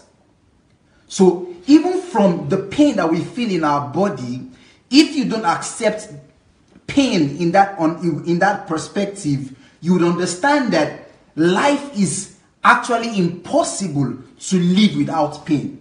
Let's talk about one of the blessings that I have actually seen about pain and trial, is that it helps us change. Listen, guys, there are some decisions that you cannot make until trial comes and pain comes. Until the pain comes and trial comes, you won't be able to make that decision. But there's something that comes with trial. There's something that comes with pain. It takes you to that position where making that decision becomes very easy. Sometimes, let me give an example. Many of us, the reason why we are even in Christ today is because of some trials. Many people, the reason why we even sought God, why we even decided to even look for God, was from a painful situation, was from a predicament we experienced, was from a trial we experienced. So imagine us just living our lives without trials and without pain. There won't be changes in our lives. We'll just be living our lives haphazardly. We'll just be living anyhow, and that would lead to self-destruction. Let me give the third reason why I believe that if we don't accept pain and trials as part of our lives, we will self-destruct. Listen, without pain and without trial, let's understand this, that life will be meaningless. Life will be absolutely meaningless without pain and trial. Why am I saying that? It is because every victory that we experience in life is tied to a trial or to a pain. As a matter of fact, the innovations we see around us is connected to a pain. The things we see around us was because there was a pain that someone realized or that we felt, and that stirred up an innovation. For example, at some point, for someone to travel from America to Nigeria was disastrous. You can't even think about it. 6 months on the ocean, in the ocean. You can't even fathom. Just the thought of wanting to go from America to Africa could lead to depression. That was pain. But then, because pain is too much, the pain of just thinking about that brought about innovation. There will be no innovation without pain. There will be no innovation without trials. No progress. There will be no progress without pain and trials. And it will ultimately lead to self-destruction. So pain and trials, challenges, problems, predicaments, they are major parts of our lives. Take them out, life is not beautiful. How would you know what joy is without knowing what sadness is? It doesn't make sense. You don't know what success means if you don't understand failure, because you don't know what it means. So people will now say, so what is good about the herdsmen killing people right now in Nigeria? Number one thing I want us to notice about this is that if Nigerians really want to assess this situation, this should restore to the consciousness of every citizen. Because I'm seeing it as an opportunity. I'm telling you. As a blessing in disguise. A big blessing. Number one I'm seeing, Pastor, is that it should restore to every citizen the value of a human life. Because this is one thing that we lack in Nigeria. We don't even... Because many people are clamoring because this is something that is personal to them. I mean, this is what, maybe it's their family, they're from Benue State, and this is why they are just clamoring. But then if we are able to actually assess the situation, and then what should make us even want to make any decision or make any statement or make any move concerning these herdsmen is that now as a nation, we have to be a nation that values the life of one citizen. And then this begins to resonate in the mind of every Nigerian, that this is what we are fighting for now. Is not even Fulani herdsmen, but Fulani herdsmen, they are teaching us, they are helping us imbibe the value system of the dignity of a human life. And so what happens is that every citizen of Nigeria begins to clamor that no citizen must die, be it from Fulani herdsmen or from from robbery attack or from the kind of road accident that we get. But now there's a restoration of the value system of the dignity and the value of a human life. They don't even know that more people are dying from road accident. From road accident than from Fulani herdsmen. Nobody is crying about that one. No. And when I tell them that it's the holistic thing we need to approach. They don't understand what I'm talking about. So they have a reason to anger. To vent to anger. Yeah. So it's just when it's accident, nobody to be angry again. Yeah.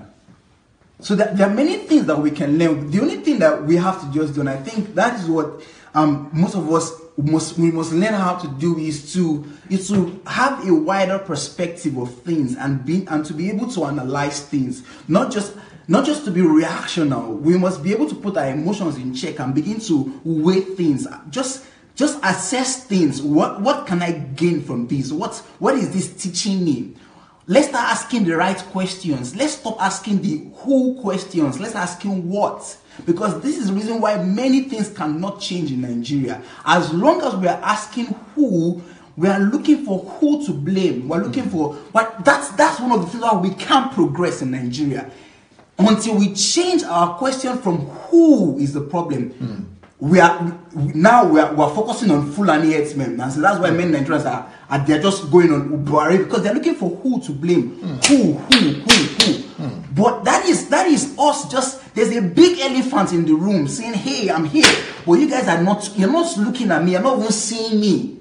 We are looking for who to blame, looking for fingers to point. Then that's why we see people witch hunting, looking for, oh, you are the person to blame. But hey, let's look at what really is the issue. You discover it is a what problem. And then when we begin to discover the what, we start looking at, that is where we start analyzing things analytically. What is making these people act like this? What can we change? What is wrong? Which part of the process do we need to fix? How can we build a system? This is how to think that will create a long-lasting answer. Beautiful. Beautiful. Thank you, sir. You guys like almost Pastor Sunday talking. Okay. Hello to everyone. We challenging my English, okay, Pastor?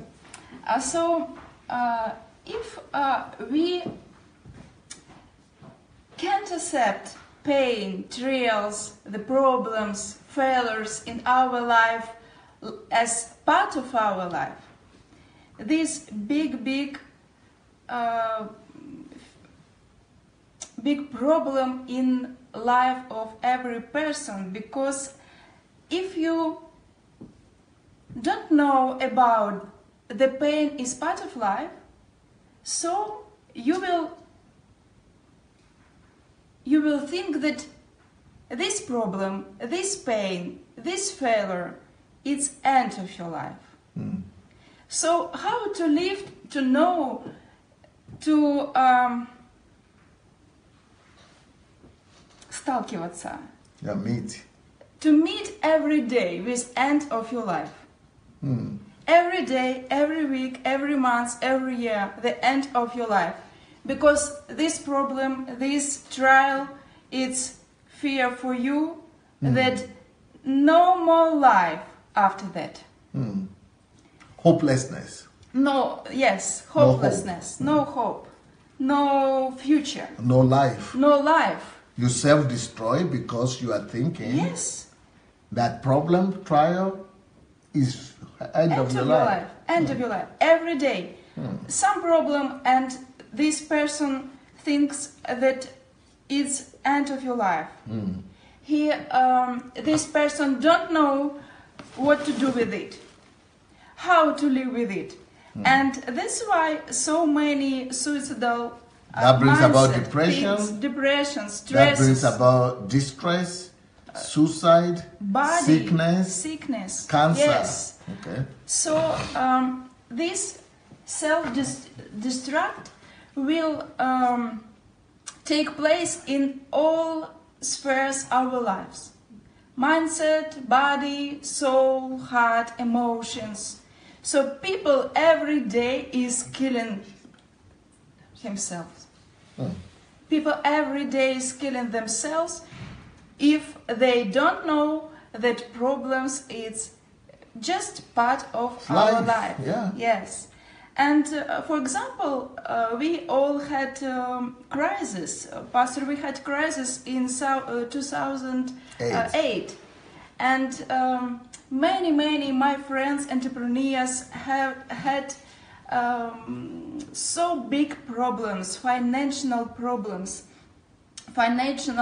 debts, financial debts, problems. So it's this was hundreds of thousands of dollars, millions of dollars. And many people had these problems in that time. And I know one person, this was man, businessman, and he had financial debts the same sum as me. And he was businessman. I was just young woman in big city, it's all new for me. And this was first problems in my life with financials in that way. And this person, man, businessman, he wanted to end of your life. He wanted to kill do himself. suicide, yes. And you, a single mother, Yes. in a big city, in another city, Without big experience in this sphere. no business. No.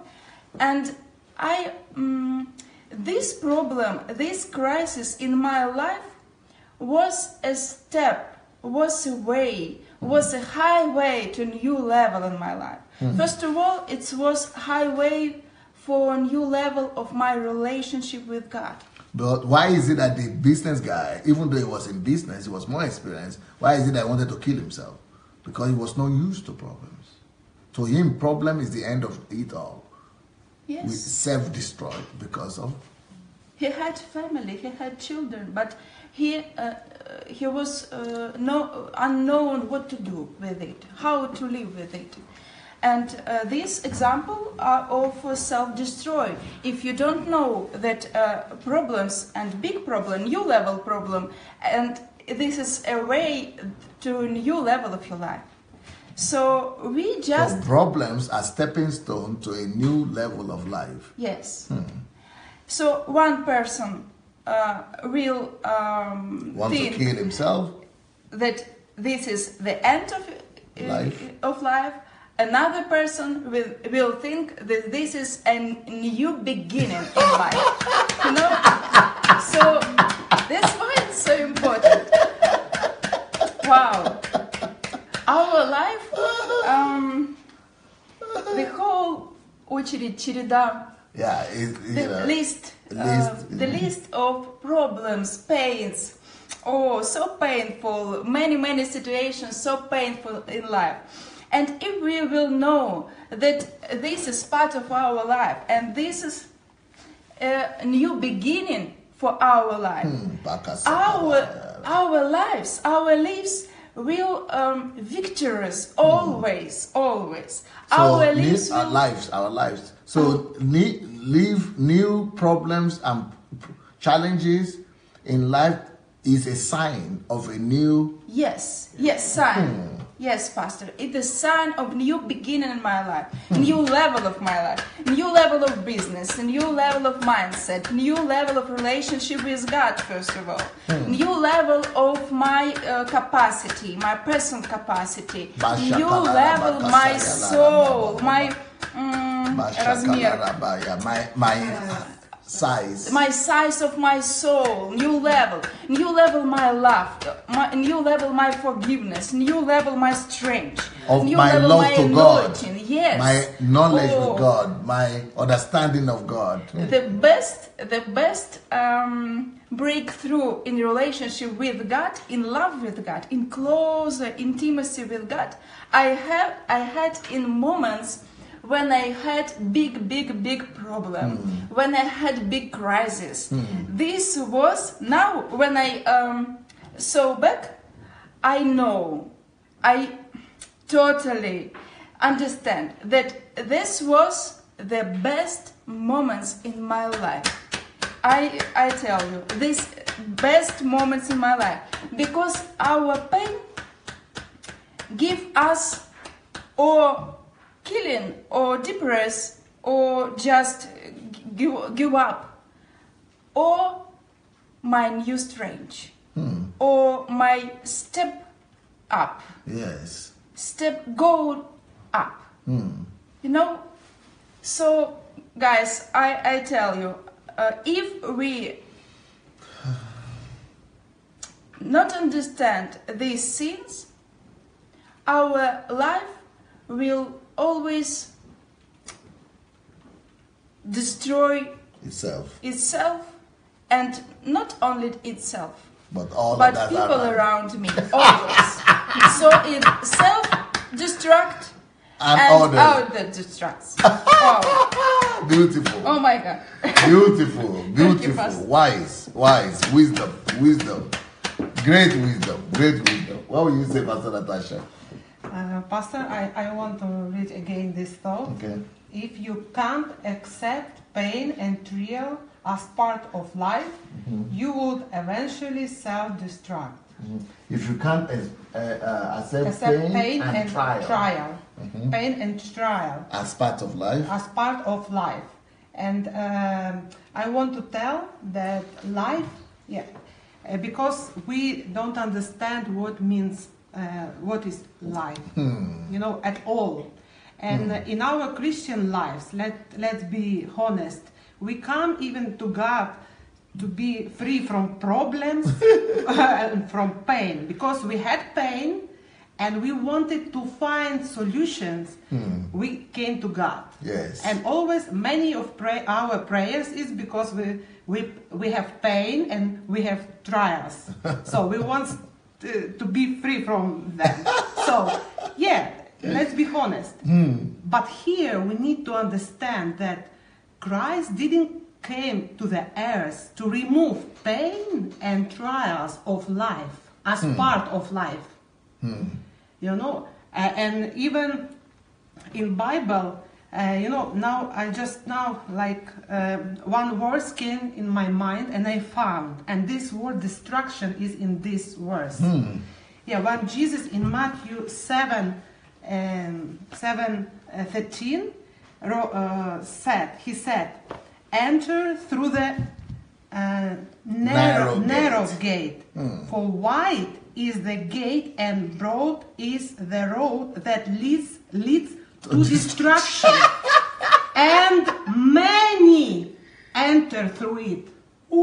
So, let's be honest, many of us, many of people in the earth, many people in the church today, we are looking not at the wide road. We don't want to go through pain. We don't want to go through trials. We want easy life.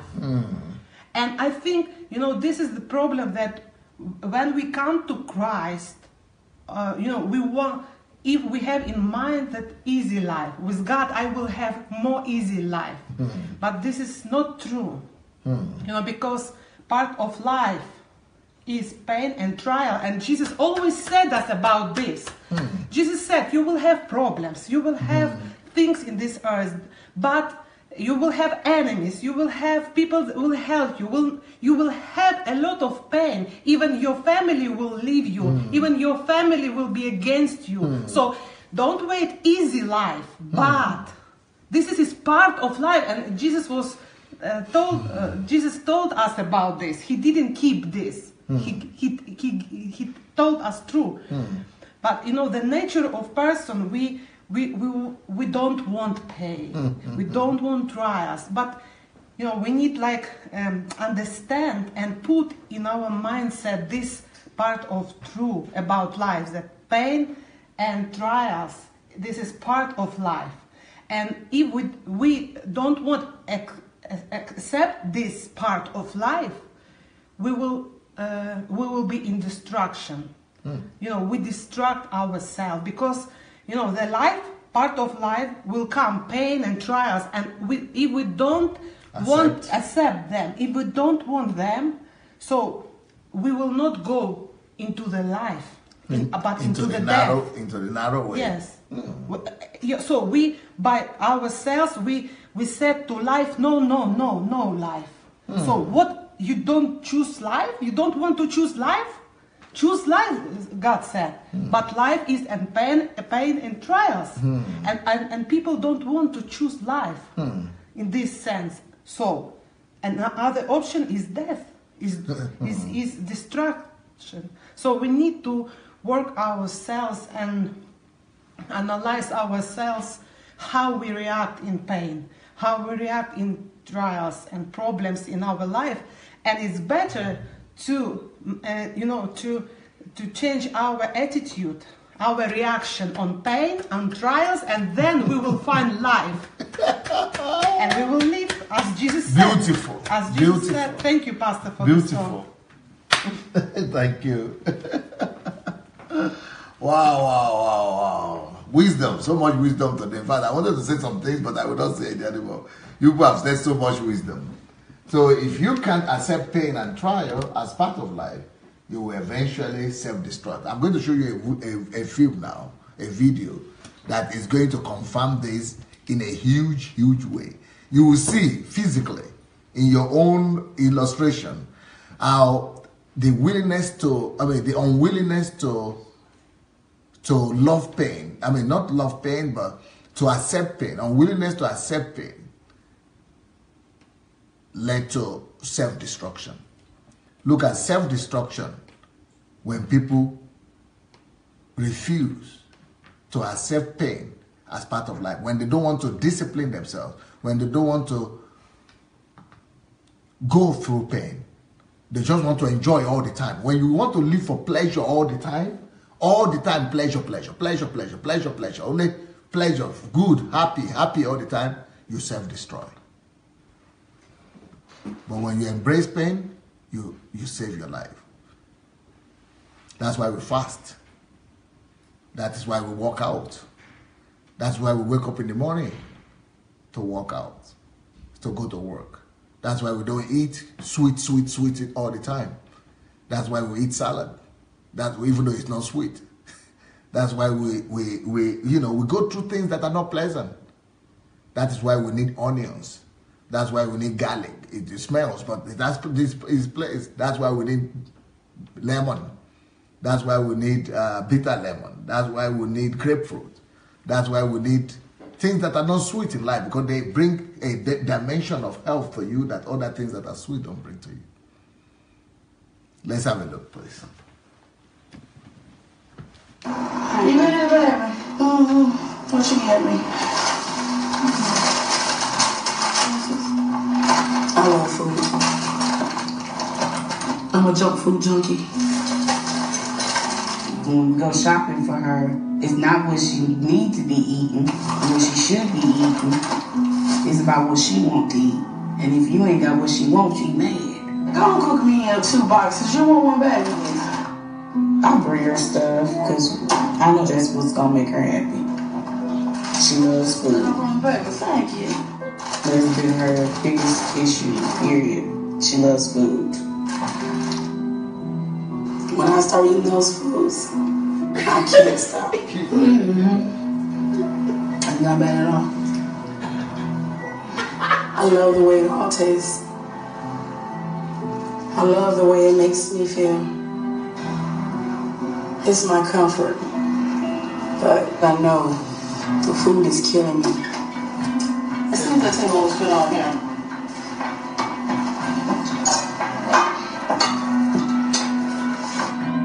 And it's keeping me from being a part of my kids' lives. If she don't lose the weight, I'm afraid this she'll pass. I'm afraid I'm gonna lose my mom. I'm worried. My kids are gonna come here and find me dead one day. The idea of that horrifies me.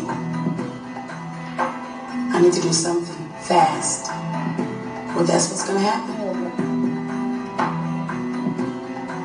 I need to change. Or I'm gonna die.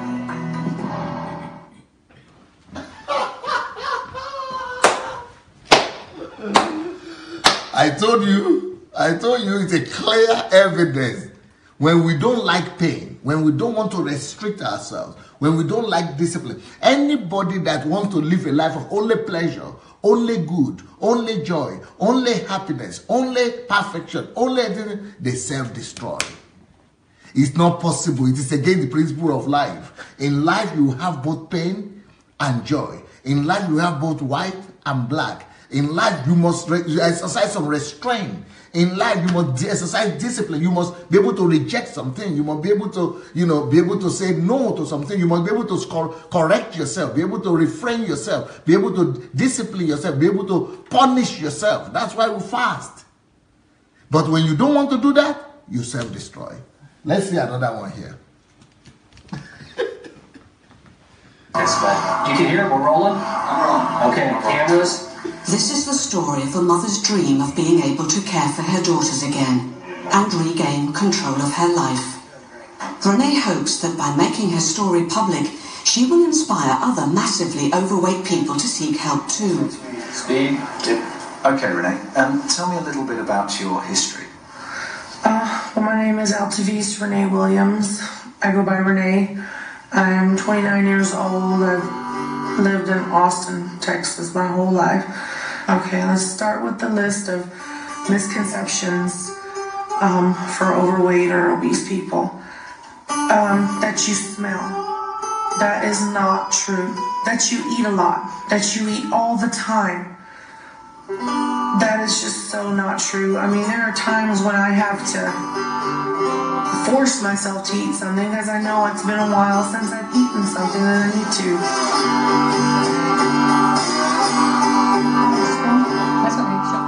I'm not the average overweight person. I never have been. My stomach's always been flat. Even though my sides are out here, this is below my waist.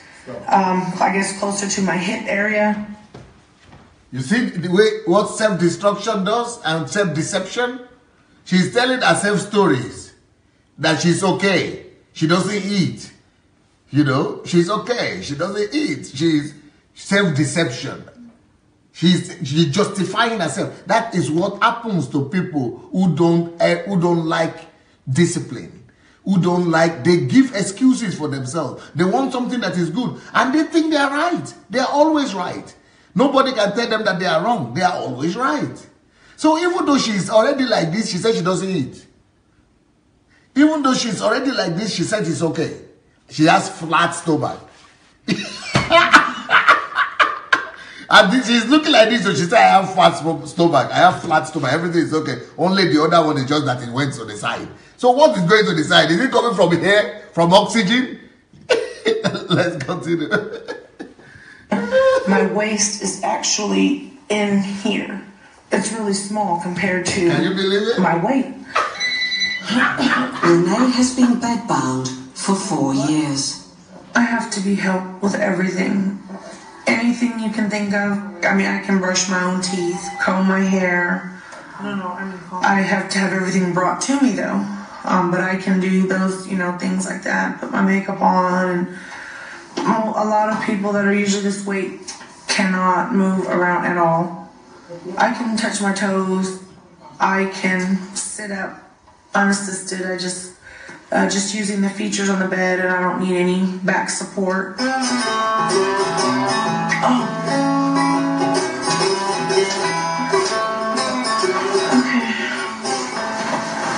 I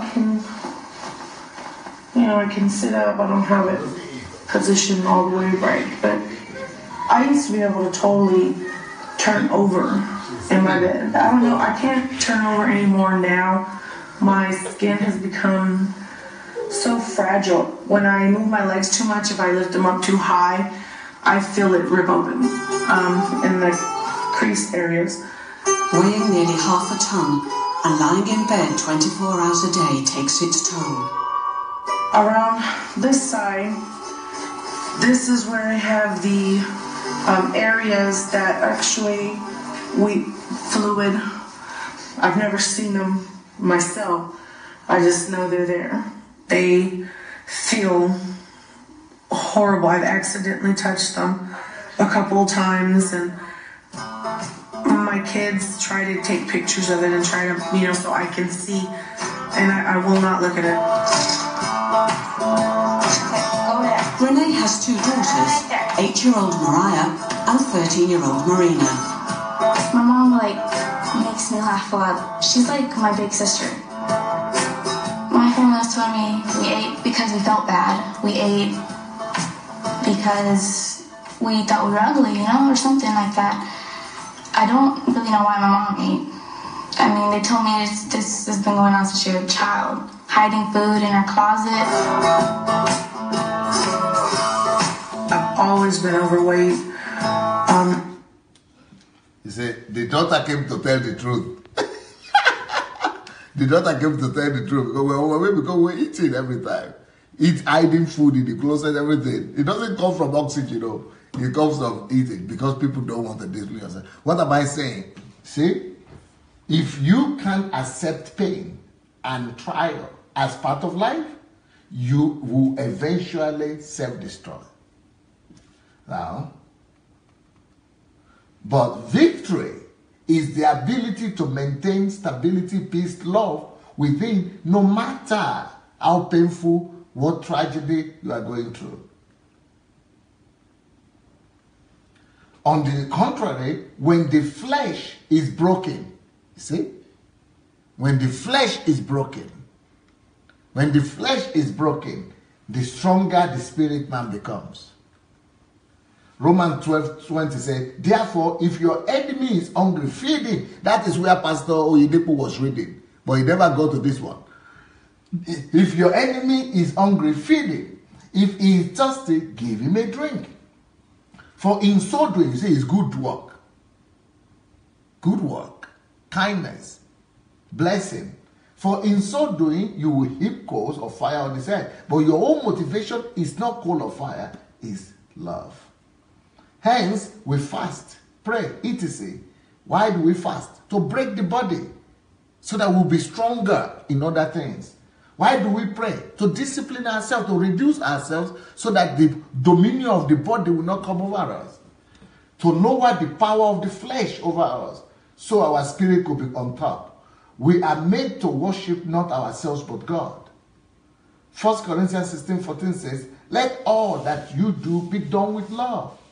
We are supposed to love no matter what, not live in worship of instinct, which is anger, hatred. We don't live in worship of instinct. We live. Let's talk about the Muslim woman.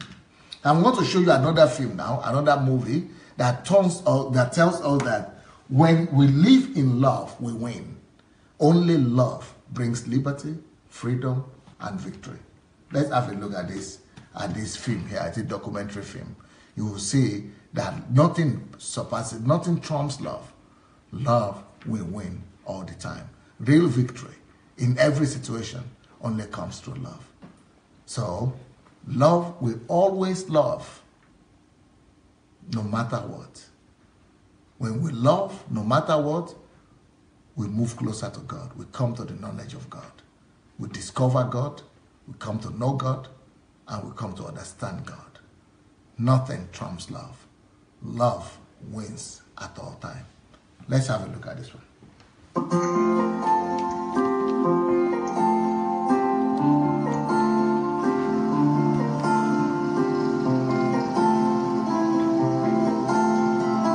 They left him lying in the street in the gutter.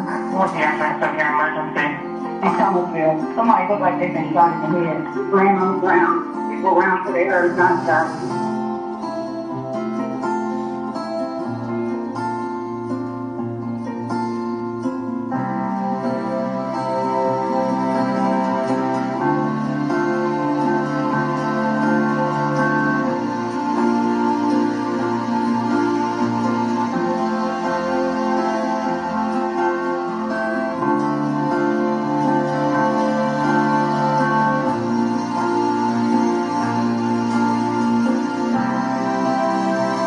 I don't hate you.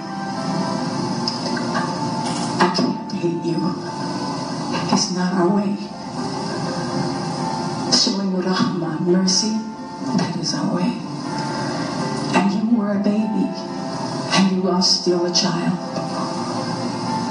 His death was already ordained. Maybe the purpose is to save your life, because you're not going to be killed by this society. My family would like very much to be a part of your seeing a better way of life, so that this does not repeat itself, because I will always be a part of your life. life that you take is not just one life. It is all that is connected to that life. And what we want for them is not revenge. Revenge solves nothing. It will not bring back my son.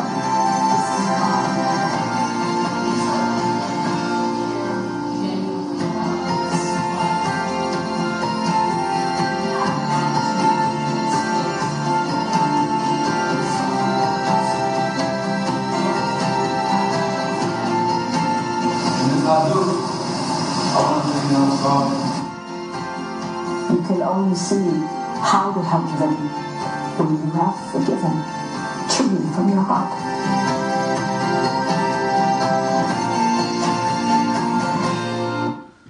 You see, this is the kind of love that is needed in my country now. Let's see that message again. The notebook did not. You see? Love loves at all times. Can you believe it if Christians will begin to love like that Muslim woman? Can you believe it if Muslims in Nigeria begin to love like that? We'll have the greatest country on earth. Country of harmony, forgiveness, love. This is a son that was killed. And she's hugging the person who killed his son. Why Christians in my country are saying, why? Okay, let them kill your own something. We'll see how you will react. Our Christians don't even know this message of love. But that's the only way life works. And that's the only way to know God and to love Him. We cannot do more today. We will not. I have more videos today, but I think we got the message across. There's no need for any other thing. Even the question, we have to answer it next time. Okay. So, we will soon... I'm going to open the line for your calls. But before I do, I want to remind you that love loves at all times. I want you to see this film. You will see when I was standing in a very tense situation. I want to see what you are thinking, what is going through your mind. I want you to see my life. And this film is about my life, but this is just a unique situation that I want, you will see how to maintain love, even when it's like danger is looming. Let's have a look at this one as well.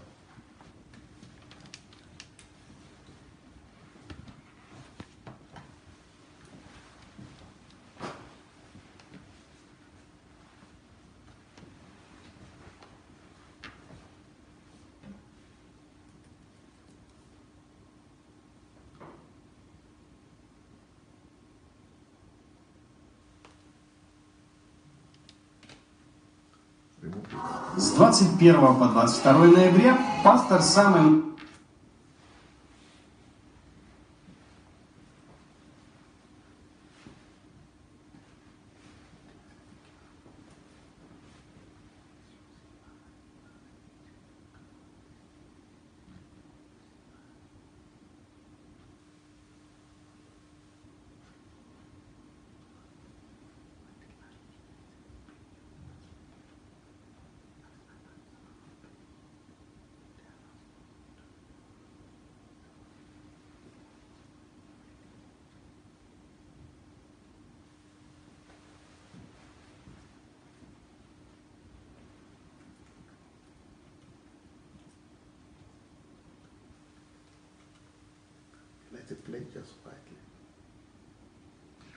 Они даже устроили целый праздник в честь его приезда.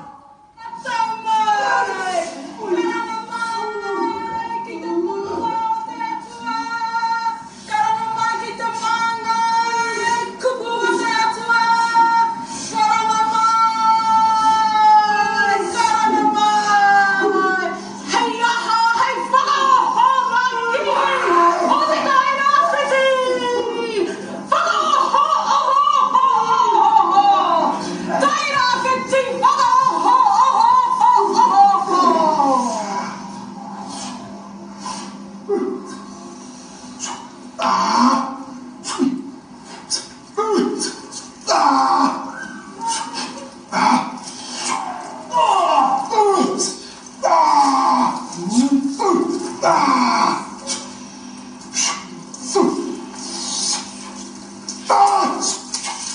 Да, сразу видно, что этот народ благословен Господом.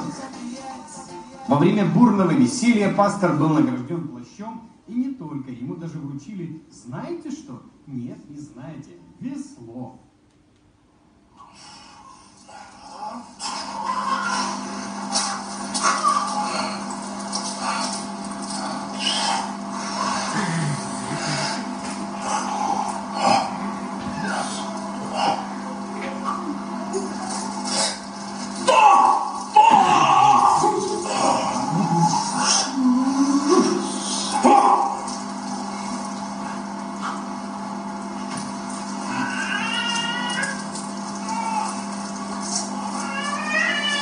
Потом они представили свой национальный танец.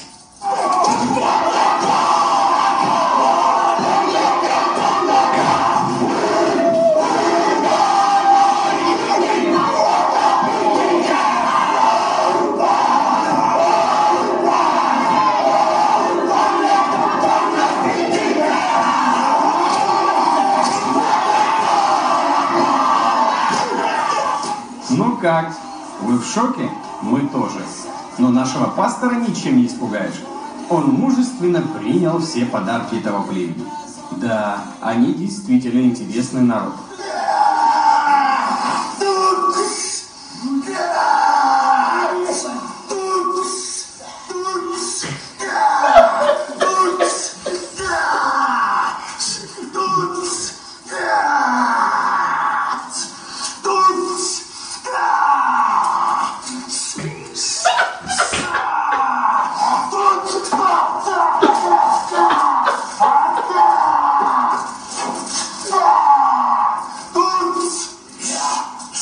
Судя по выражению лиц остальных присутствующих, они тоже были приятно удивлены.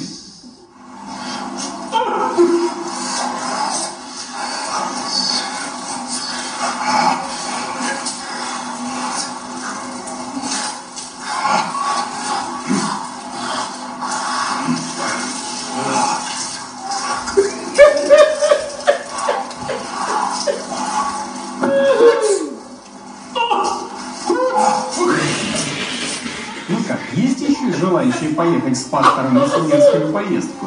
Ну, если вы еще не передумали, тогда желаем удачи. Громкие танцы воинов-мужчин сменили мелодичные голоса хора, который состоял из женской половины общества.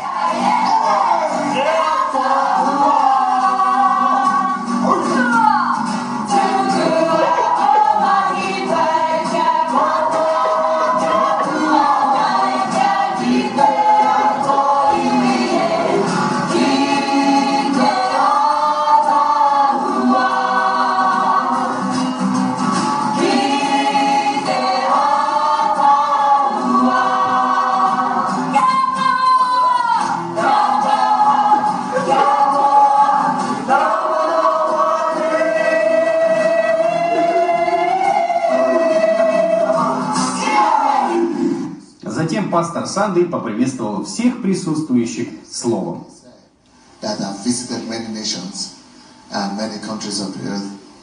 Я побывал во многих странах и нациях мира.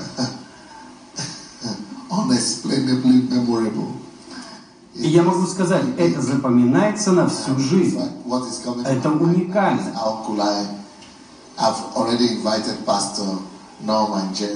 Я сейчас вспоминаю, что пригласил пастора Нормана в Украину, а теперь у меня в сердце появилось желание, чтобы вместе с ним приехала и его команда воинов-танцоров.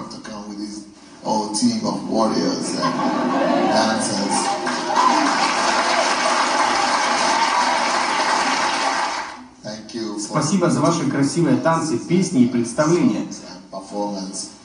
Слава Богу, это дружелюбное приветствие.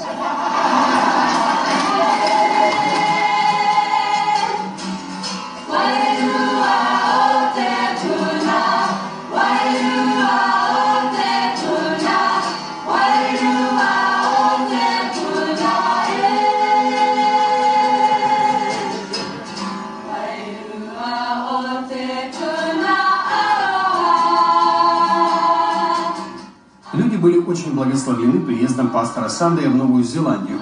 После служения каждый хотел подойти и лично поблагодарить пастора.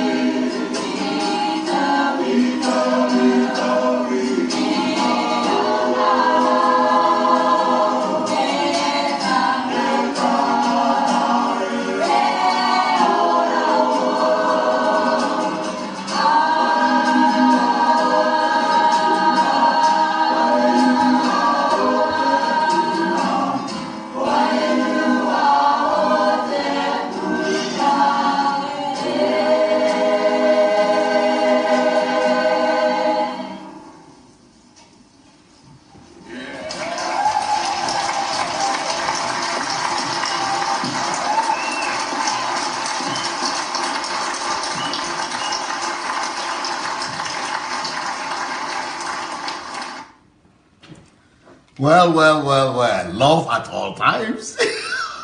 You have to love at all times. Where is the template of the message? Love at all times. You've got to love at all times. Where is it? Is it? Love loves at all times. Even when you are scared, even when all the warriors, those people used to be cannibals. They used to eat missionaries. But today, thank God for Christ. Hello? We have a caller here. Hello, great sir. Hello, is that Osas? Hey, great sir, it's me, Osas. How are you doing today? We are doing fine, sir. Thank you very much, sir. What will you say?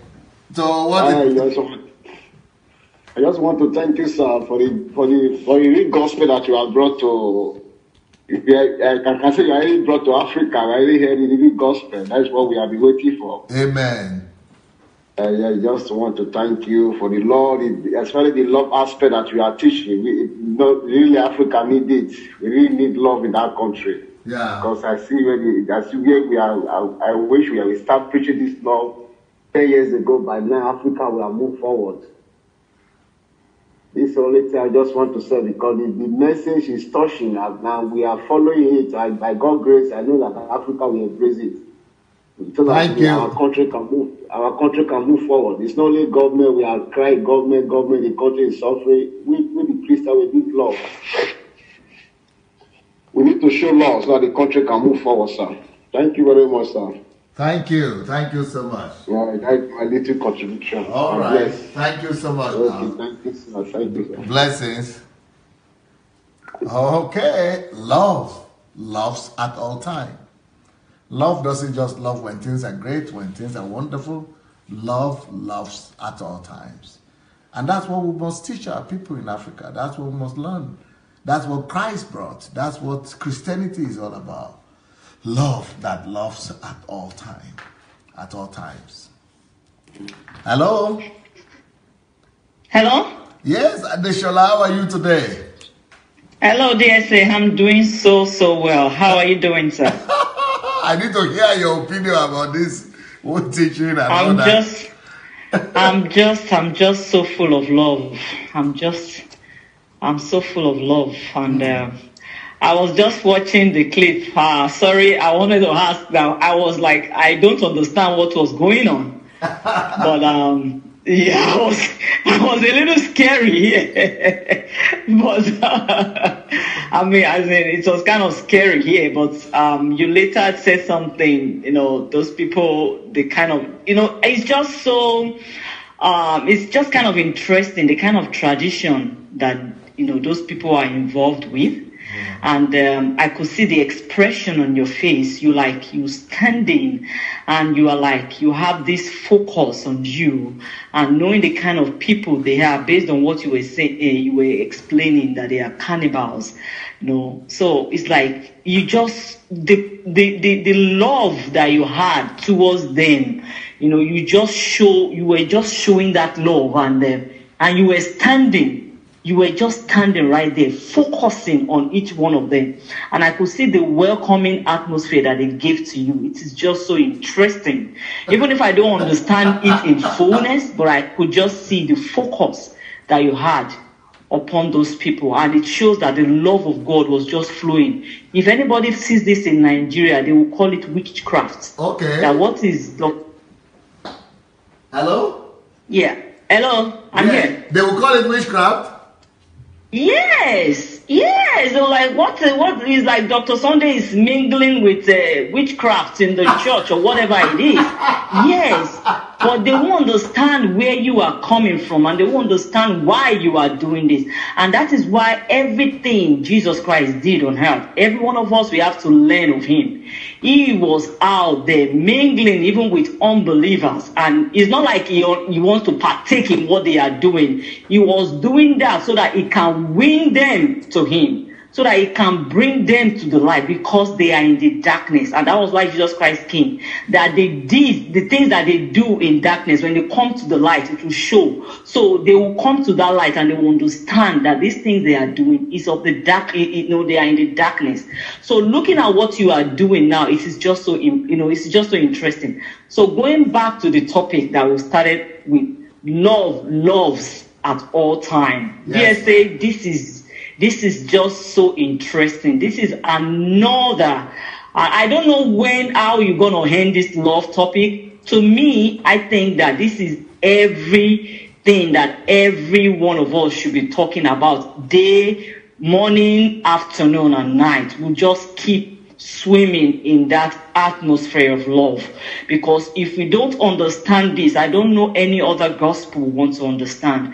And that was why I was so touched yesterday, because I had to come to that point that did I really have I really come to that point of loving the way I should love, and seeing the things the way God sees it. And it is just so interesting, loving despite anything, despite any situation. It is something that we all come to understand. Even when somebody is doing evil, I could see the lady. You were showing a clip of the lady, the obese lady, and I want to say something here.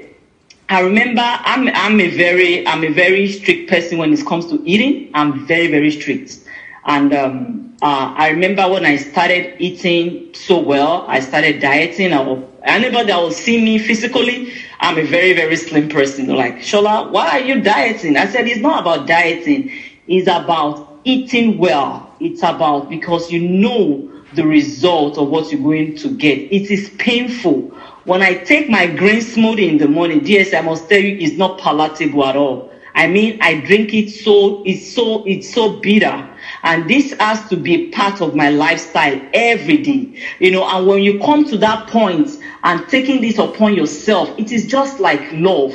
Even when that thing doesn't seem right, it doesn't seem good, you just love despite the situation. That doesn't mean you won't be tried or our human flesh won't want to react. But you are soaked under that love. So doing that thing every day makes me to understand that is the end result I'm looking out for. I'm not looking out for the pain that I'm going through at that moment. It's the end result of that thing. And so if every one of us can see this, despite all the pain we are going through in Nigeria, the herdsmen, anybody in our family, every situation, we just keep, just swimming in that atmosphere of love. I think Nigeria will be the greatest country to lead other country and giving being a pacesetter to other countries. So I just really thank God for this teaching. I think this is one of my best teaching again, aside from the Truth series, and this one is, I don't know whether this one is taken over from Truth series or they are both working in hand together. So DSA, I just thank God for your life. Do you have hope that maybe Nigerian church could embrace the message of love? DSA, I have 100% hope. You know why? Because when I could see on the platform today that there is no much we don't have people that are coming here we don't have a lot of antagonists on this platform today. Even since we started doing this love series, yeah, it has reduced because love can never go wrong. Love can never go wrong because it is gonna be a very hardened person that will come on this platform again and start attacking you, and that's why we are seeing few numbers, because the true lovers of the truth of the love, they are the ones saying because they want to take it in. But those that cannot see, they are the ones coming to attack, and they are not seeing where you are coming from. They just think that you are just talking and trying to castigate all the pastors. Everything is still in love. And so I believe so much that Nigeria will embrace this love. If they can see with the eyes of love, the way God sees it, they can embrace this message of love and start loving. Like me today, I called my sister, I called people that are around me. I said, you guys should stop blaming anybody for your mistake or for anything. Let the love of God rule in your heart. My sister is going through a pain right now. She's sick. My senior sister, she's going through a state of health that is deteriorating. And I spoke to her this morning. I said, can you just allow the love of God to rule in your heart? Don't have anything. Don't have anybody in your heart. Just keep the love of God in your heart, because she's going through a lot of stress and pain and everything. I was just praying for her and I said, let the love of God, because what you are going through, you can glorify God in that situation. So if every one of us can see that, I think it's gonna help us. It's gonna help us to focus more on God, and will not be looking at the material things that are going to perish, that are going to be destroyed. So I think for Nigerian church, I believe strongly that if they can embrace this message, it's going to be a greater nation. And DSA, allow me, this song came to my mind. If I can minister this song at this point in time. Anytime. For every one of us. Anytime. Yeah. Please. Anytime. Yes, sir. Thank you so much. This song is talking about, it is the love of God. Nothing in this world can satisfy us. Nothing in this world can satisfy me. Jesus, you alone can fill me up. I could gain this world and all its treasures, but all those things will never be enough. It is your love. It is your goodness. It is your kindness and compassion that fills me up inside. It is your grace, your tender mercies. It is your presence in my life that satisfies. Nothing in this world can satisfy me. Jesus, you alone can fill me up. I could gain this world and all its treasures, but all those things will never be enough. It is your love. It is your goodness. It is your kindness and compassion that fills me up inside. It is your grace, your tender mercies. It is your presence in my life that satisfies. It is your presence in my life that satisfies. Thank you so much, dear Saint. God bless you. God bless you. God bless you, sir. Beautiful. Beautiful. Bravo. Bravo. Bravo. Thank you, man. Now, let me talk about this book here. This is one of our new release. How to live an effective life. You see, everybody's got a life, but how to live life effectively, not too many people know.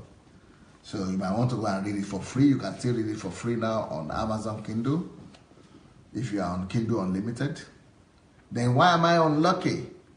Why is Life Unfair? Is another book that you might want to say. Hello? Hello?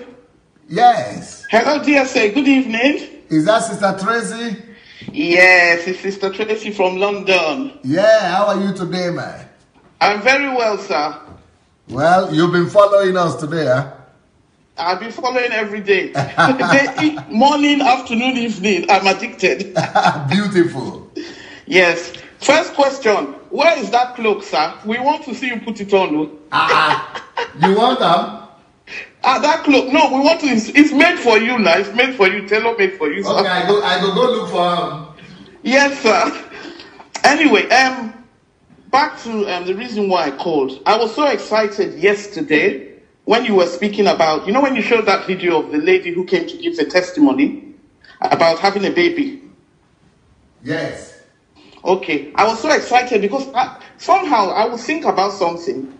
Why hasn't DSA spoken about this? The next thing you will speak about it. The other day I was looking at, when you were talking about domestic violence, yes, I have been thinking about it. I said, when will DSA talk about domestic violence? And then you did that series on, I can't remember what the title was. Yeah. Oh God, I can't. Anyway, so yesterday, let me go back to what I was saying. But anyway, yesterday you talked about the lady, the woman that had the testimony about the child and everything. And you were saying that maybe some people are meant to adopt. And I was so excited. Yes, can you hear me? Yes, go ahead. Okay, I was so excited because this is a revelation that God gave me probably about 3 years ago. I have a friend who could not have children for about 15 years. And they did all sorts, prayers, they went to hospital, they did everything, nothing worked. And they live in the UK here. So it took a pastor and his wife, who were their family friends, they came to visit them here. So the man took the husband out, and the wife took my friend out. And they asked them separately, why don't you adopt? So the woman said, I don't know if I raise it with my husband, he might be angry. Funnily enough, the man also had a discussion with the husband. The husband said exactly the same thing. I don't know if I ask my wife, maybe she will be upset. So the pastor and his wife now sat them down and said, you two are very silly. You've not spoken to each other. Go and adopt. So following that, they adopted 2 children. Can you hear me, sir? Well, hello? Very clear. Okay, following that, they adopted 2 children. And she said something to me. She said, God did not say anybody will, she said, it's a person who wants to be barren that will be barren. So I said, how can you say that?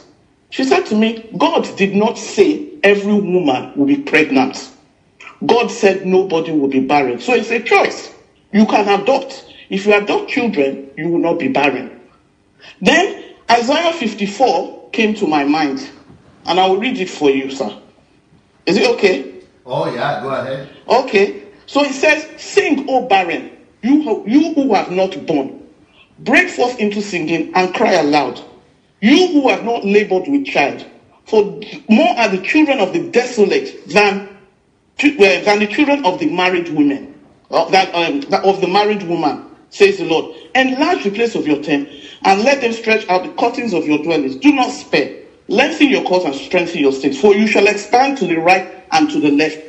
And your descendants will inherit the nations and make the desolate cities inhabited. This is the barren woman they are talking about here. Beautiful. The barren woman, she will have children. Lord said, enlarge the place of your tent. Even though she's barren, even though she's not married. Are you hearing me, sir? Beautiful.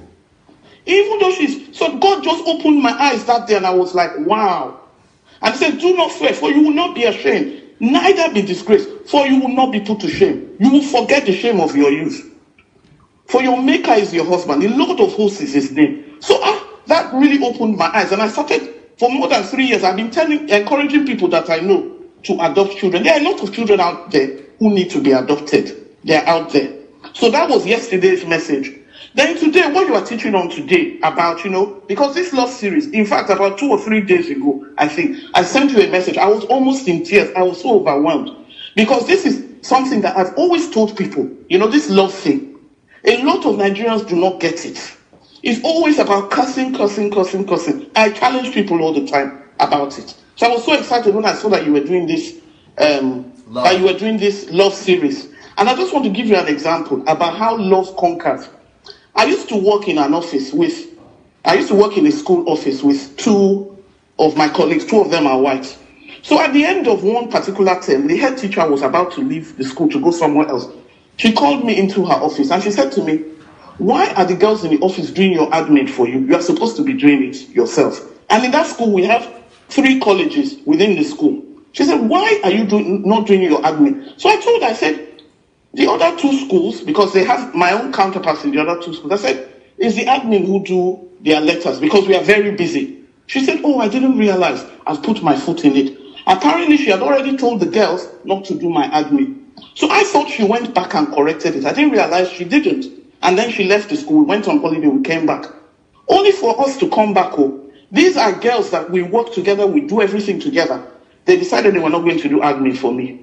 So my counterparts in the other 2 offices, whenever they give us a task to do, they will finish. I'll not be able to finish. I didn't argue with them. For 6 weeks, I had to do all my paperwork myself. Every day I'll be submitting late. But what I did, I never quarreled with them. I was still my same person and everything. I never argued with them, nothing. I just continued doing the work, struggling doing it. Nobody knew what was happening. Until one day as well, they now came and they were showing me pornography. That day I left the office. I went to the side. I said, "God, what is this? Help me, Lord. I'm showing these people love. But what is this? Help me." That was the day I got my breakthrough. You will not believe it. As soon as I got back to the office, "Oh, Tracy, I will help you. I will do your paperwork. I will do this." And during that period, one of them was looking for a job. I helped her. She got a job. I didn't argue with her. I didn't do anything. She got a job that the salary was like 3 times what she had been earning. I showed her love. Today, those 2 women, anytime they have a problem, they call me. Wow.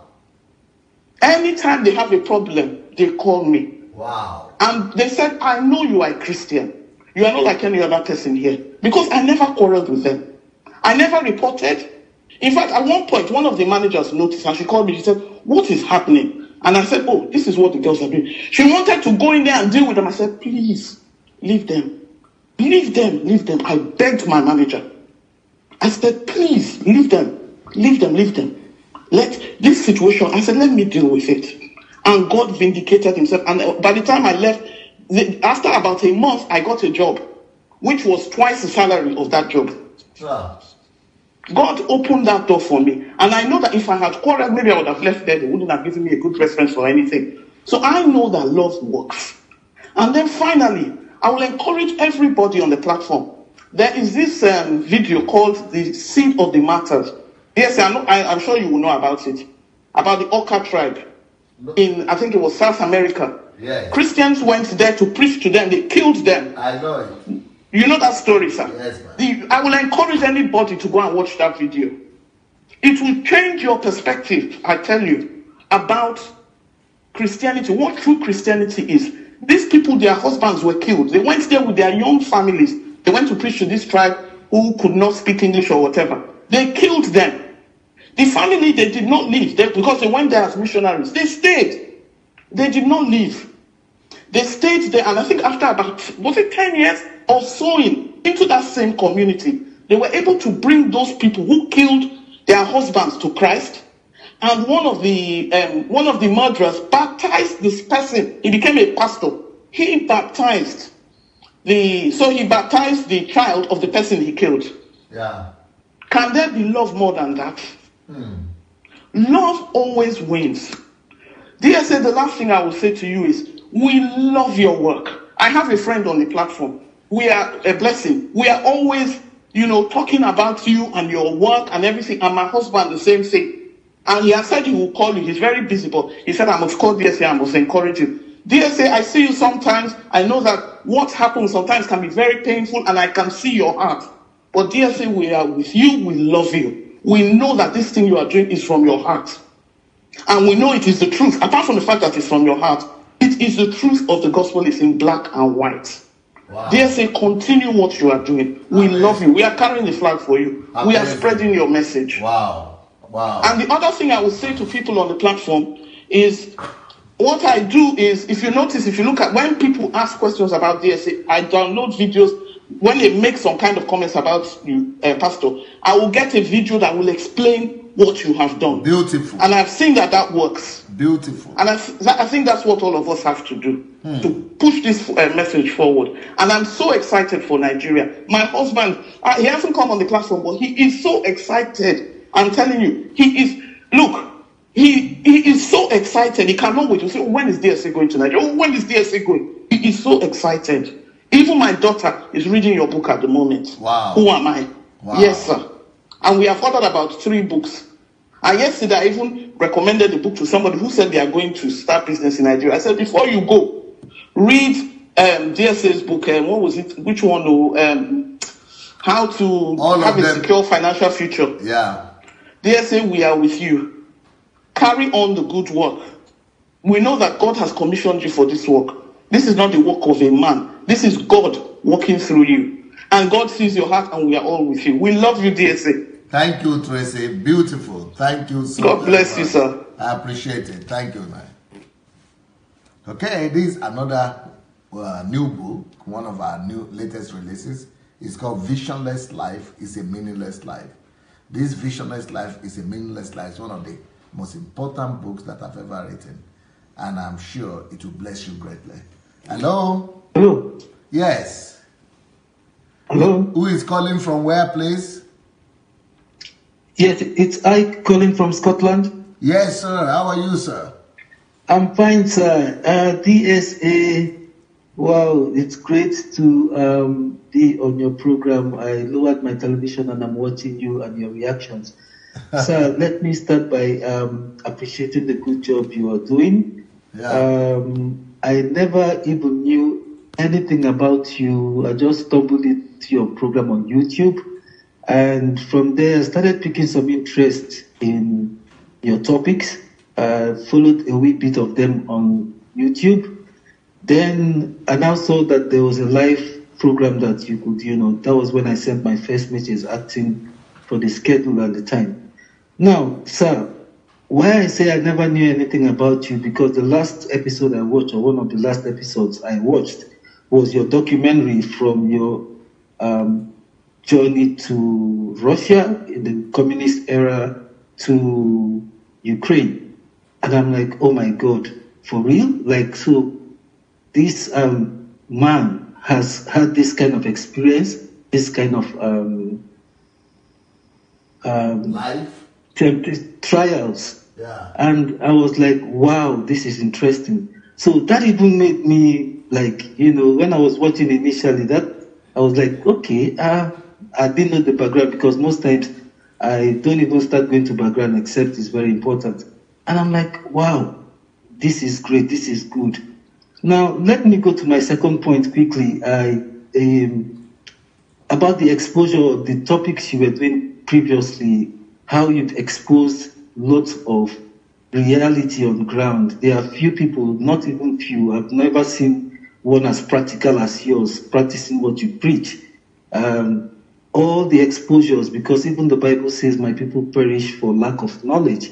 So all the exposures, all the awareness you've been creating on both the pastors, both realities of life and several topics and issues has been awesome. Let me quickly jump back to the last topic I would want to just go into, which is what you are also preaching tonight when you say you need to sacrifice bitter things and for sweet things and all the other ones. I would simply tag them as no pain, no gain. Yeah. There is no pain, you don't gain anything. And that will be where I may want to leave it for tonight till maybe my next contribution, when I would have had more topics or issues I would want to dig into. Beautiful, sir. Thank you so very much. Thank you for calling again. Blessings.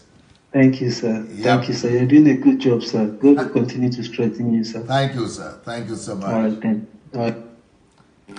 Okay, one of the other books that I believe every African has to read is this one, How Africans Brought Civilization to Europe. Then for parents, How to Create Core Values in a Child. Then How to Win in Life. So these are the latest books. There, you have a caller there. Hello. Yeah. Hello, DSA. Sherry, how are you, sir? It's been some time, oh. Yes, DSA, you are the one that has given me assignment, and I'm running to do those assignments. Oh, wow, you are a serious guy. I like people like you. I'm very serious. DSA. Yes. DSA. Matthew 22 and verse 37. Yes. All the laws and the prophets rest on those two commandments. Yes, sir. And what is the two commandments? Love the Lord your God with all your heart and with all your soul. Yes, sir. Secondly, and love your neighbor as thyself. DSA, this is the series of the century. DSA, this is what everything rests upon. DSA, before you come to Nigeria, forget any other teaching. This is it. This is it. For you know what God is announcing? Arise and shine, Africa and Nigeria. For your light has come as you embrace Lord, and the glory of the Lord has risen upon you. Arise, Africa and Nigeria. For thy light has come, and the glory of the Lord is risen upon you. Arise, Africa and Nigeria. The light has come as you embrace Lord, and the glory of the Lord is risen upon you. DSA, this is it. This is it. Oh, DSA, this is it. Africa.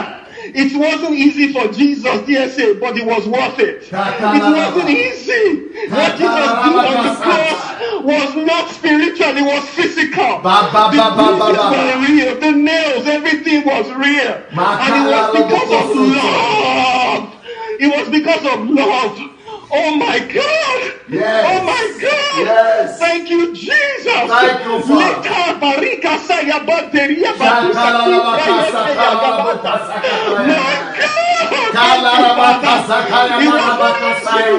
But it was worth it. It was worth it.